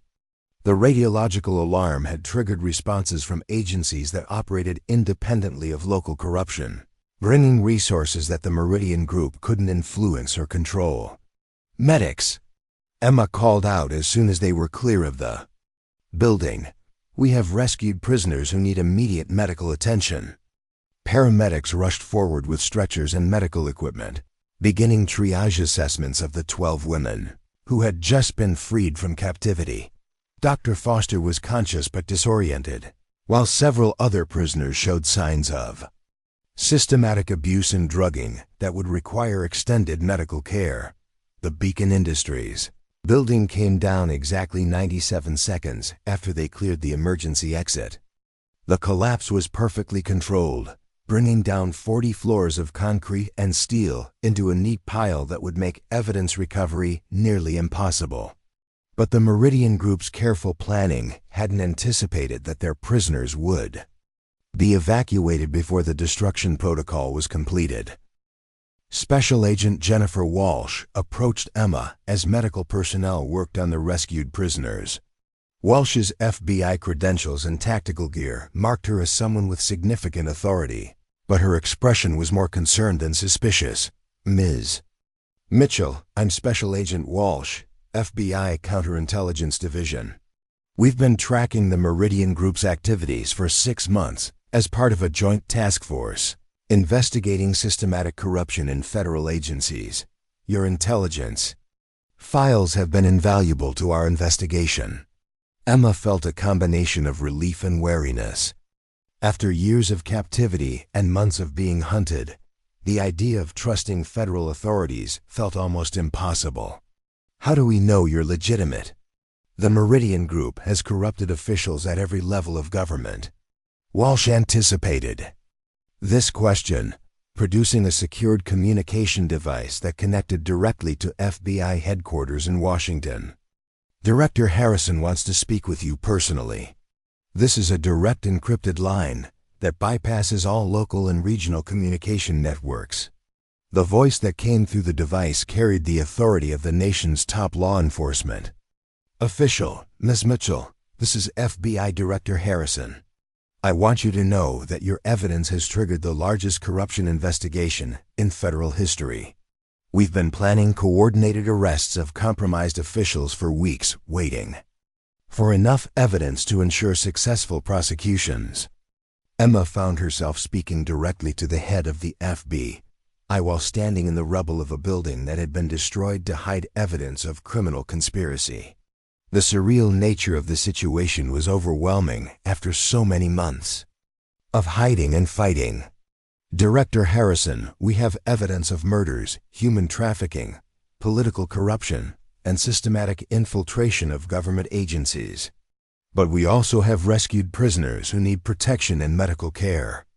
All of that is being handled," the director assured her. "Special Agent Walsh is authorized to coordinate your protection and debriefing. More importantly, your intelligence has allowed us to move against the Meridian Group's leadership simultaneously across multiple states." As if summoned by the director's words, Walsh's radio crackled with reports from FBI teams across the country. Arrests were being made in Los Angeles, Denver, Chicago, and New York as federal agents moved against targets identified through Emma's intelligence files. The shadow network that had operated for 30 years was finally being exposed to the full scrutiny of federal law enforcement. Rebecca had been documenting everything with her camera equipment, creating a visual record of the rescue operation and the building's destruction. "This is going to be the biggest story of the decade," she said, reviewing the footage she had captured. The exposure of a criminal network that infiltrated every level of government.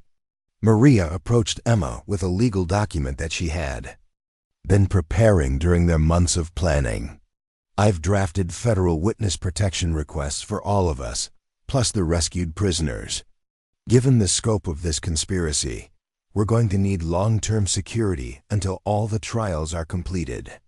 Sarah was already working to transfer her intelligence files to federal investigators, ensuring that the evidence they had gathered would be properly preserved for criminal prosecutions.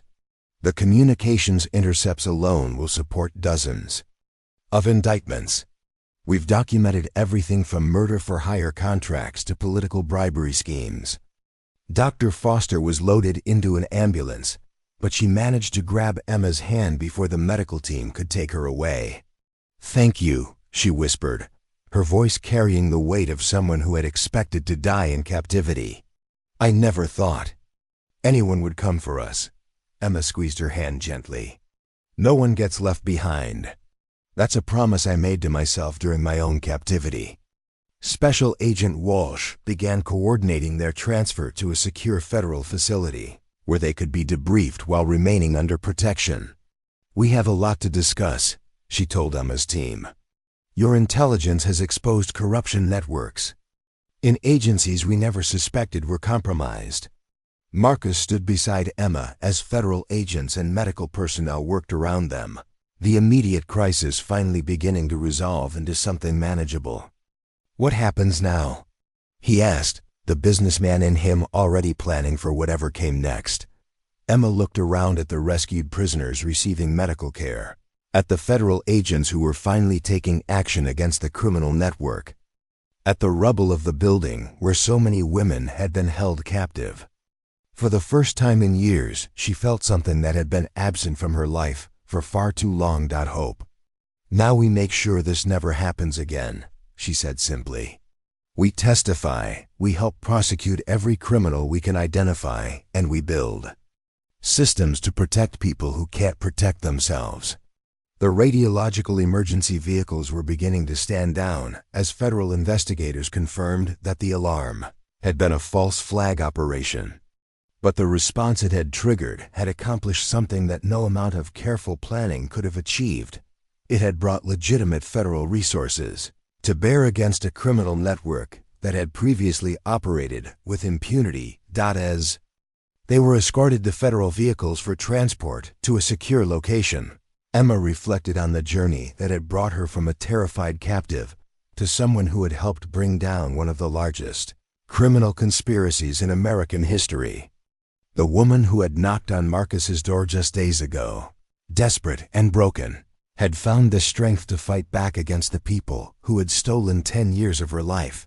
But more than personal revenge, she had helped save 12 other women from the same fate she had endured. Dr. Foster and the others would have their lives back, their freedom restored, their voices heard in courts of law rather than silenced by systematic murder. The war against the Meridian Group was far from over. Trials would take years, and other criminal networks would try to fill the power vacuum left by their arrests. But Emma had learned something during her captivity that her enemies had never understood. Sometimes the people who have lost everything are the most dangerous opponents, because they have nothing left to fear and everything to fight for. Marcus walked beside her toward the federal vehicles. The successful businessman transformed into someone who understood that true wealth was measured in lives saved rather than profits earned. No regrets? He asked softly. Emma smiled, the first genuinely happy expression she had shown since reappearing in his life. Only one. I regret that it took me 10 years to find my way back to you. The investigation that followed would expose corruption reaching into the highest levels of government. But it had begun with one woman's courage to knock on a door and ask for help from someone she had loved and lost. Sometimes the most important battles were fought not by armies or governments, but by ordinary people who refused to accept that evil could operate without consequences. The Meridian Group's shadow empire was falling, one arrest at a time, one rescued victim at a time, one act of courage at a time. And in the flashing lights of federal emergency vehicles, Emma Mitchell finally began to believe that justice was more than just a word in law books. It was something worth fighting for, worth dying for, and ultimately, worth living for. 2 years later, Emma Mitchell stood before the marble steps of the federal courthouse in Washington, D.C., watching as the last of the Meridian Group's leadership was sentenced to life imprisonment without parole. Victoria Blackwood's successor, a man named Harrison Vale who had orchestrated operations from a penthouse in Manhattan, was led away in shackles after a trial that had captivated the nation. The prosecution had been everything Emma had hoped. For during those dark months of planning and fighting, 47 defendants across 12 states, with convictions ranging from human trafficking to murder to systematic corruption of federal officials. The evidence she and her allies had gathered became the foundation for what prosecutors called the most comprehensive criminal conspiracy case in American legal history. Marcus emerged from the courthouse beside her, no longer the frantic businessman who had answered his door on that stormy night 2 years ago. The trials had required him to testify about his role in the final battle against the criminal network, transforming him from a successful restaurateur into an unlikely hero whose story had inspired documentaries and best-selling books. "It's finally over," he said, taking her hand as they walked down the courthouse steps toward the waiting car. "Every last one of them is behind bars or dead." Emma smiled, but her expression carried the wisdom of someone who had learned that victory was never as simple as it appeared. "This phase is over. But there will always be other predators, other networks, other people who need someone to stand up for them." The car that picked them up was driven by Thomas Chen, Sarah's brother, who had left his position with the IRS to join Emma's newly established foundation. The back seat held Sarah herself, now serving as the foundation's technology director, and Rebecca, whose Pulitzer Prize-winning series on the Meridian Group had launched her into national prominence as an investigative journalist. "Maria's waiting at the hotel," Sarah reported, checking messages on her encrypted phone. "She's got news about the next case we're considering." Emma's foundation, officially called the Justice Recovery Initiative, had become a unique hybrid organization that combined victim advocacy, investigative services, and direct action capabilities. Using the substantial financial settlements from lawsuits against the Meridian Group's legitimate business interests, Emma had created something unprecedented, a private organization dedicated to fighting systematic corruption and human trafficking. With the resources and expertise of people who had survived such crimes themselves, the hotel suite had been transformed into a command center that would have impressed any law enforcement agency. Maria Santos, now serving as the foundation's legal director, had assembled files on what appeared to be their next major case, a network of private, military contractors who were allegedly trafficking women from conflict zones under the cover of security operations. The patterns are identical to what we saw with the Meridian Group, Maria explained as Emma reviewed the intelligence reports. Professional kidnapping, systematic exploitation, corruption of oversight agencies, and elimination of witnesses who might threaten the operation. Dr. Foster, now fully recovered and serving as the Foundation's financial crime specialist, had identified the money trail that connected legitimate defense contractors to suspicious offshore accounts and shell companies. Her forensic accounting skills, combined with her personal experience as a trafficking victim, made her uniquely qualified to recognize the financial patterns that indicated organized criminal activity. We're talking about potential operations in 17 countries, Dr. Foster reported, with connections to defense contractors that have billions in federal contracts. If this is what we think it is, it makes the Meridian Group look like a neighborhood crime syndicate. Emma studied the evidence with the analytical skills she had developed during her years of captivity and months of building cases against her former captors. The scope of this new conspiracy was staggering, but she had learned that the size of a criminal enterprise was often directly proportional to the number of vulnerabilities it created. Do we have any surviving victims who can testify? She asked. Rebecca produced a tablet showing video interviews she had conducted with women who had escaped from the contractor's operations. 12 confirmed survivors across 3 continents, all of them willing to testify if we can guarantee their protection. Marcus had been quiet during the briefing, but now he spoke with the authority of someone who had learned to think strategically about complex operations. What kind of resources would we need to take on something this big? More than we have, Emma admitted, but not more than we can get. The Meridian Group prosecutions have given us credibility with federal agencies and international law enforcement. If we can present a solid case, we can get official support for the investigation. Sarah was already working on her laptop mapping the digital infrastructure that supported the contractor's operations. Their computer security is more sophisticated than what the Meridian Group used, but they're making the same fundamental mistake. They're keeping records of everything because they believe they're untouchable. Emma felt the familiar stirring of purpose that had driven her through the darkest moments of her captivity and the most dangerous phases of her war against the Meridian Group. There were still people suffering, still victims who needed rescue, still predators who believed they could operate with impunity. But this time would be different. Instead of desperate fugitives fighting against overwhelming odds, they would be a well-funded, legally supported organization with the backing of federal agencies and international law enforcement. The Justice Recovery Initiative had resources, expertise, and most importantly, the kind of credibility that came from proven success against impossible odds. When do we start?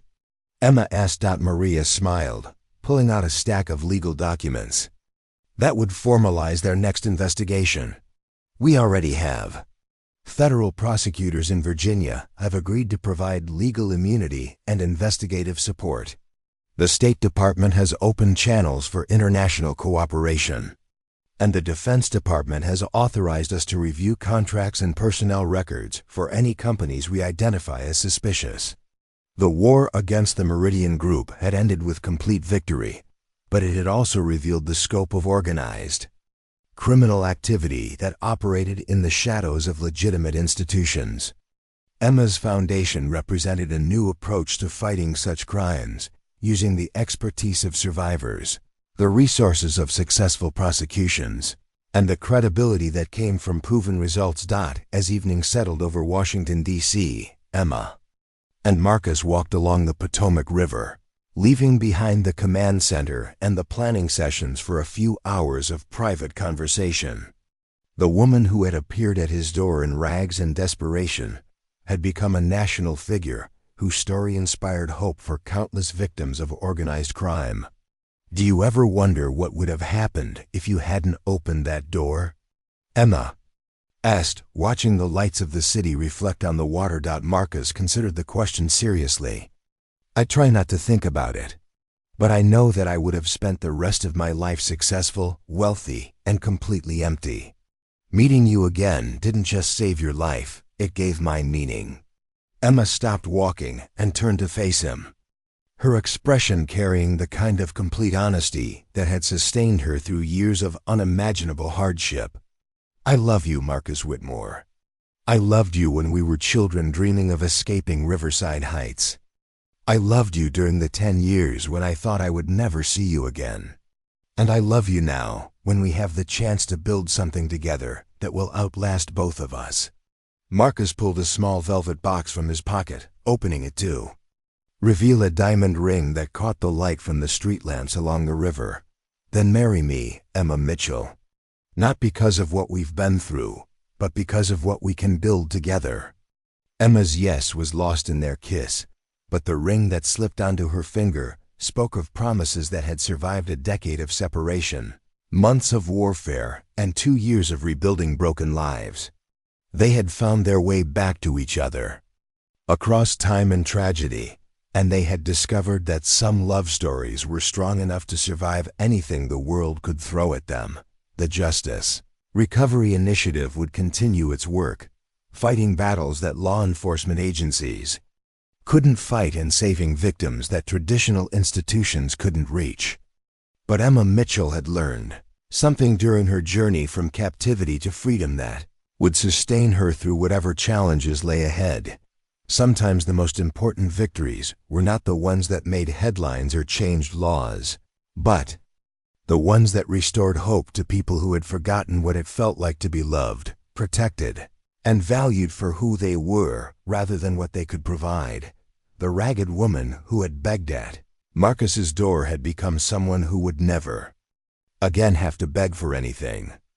And the love that had sustained them both through the darkest chapters of their lives would be the foundation for building something beautiful in a world that desperately needed more beauty. Their story had begun with a knock on a door during a storm. It would continue with a lifetime of opening doors for others who needed refuge from the storms of their own lives. Up next, you've got 2 more standout stories right on your screen. If this one hit the mark, you won't want to pass these up. Just click and check them out. And don't forget to like, subscribe, and turn on the notification bell so you don't miss any upload from us.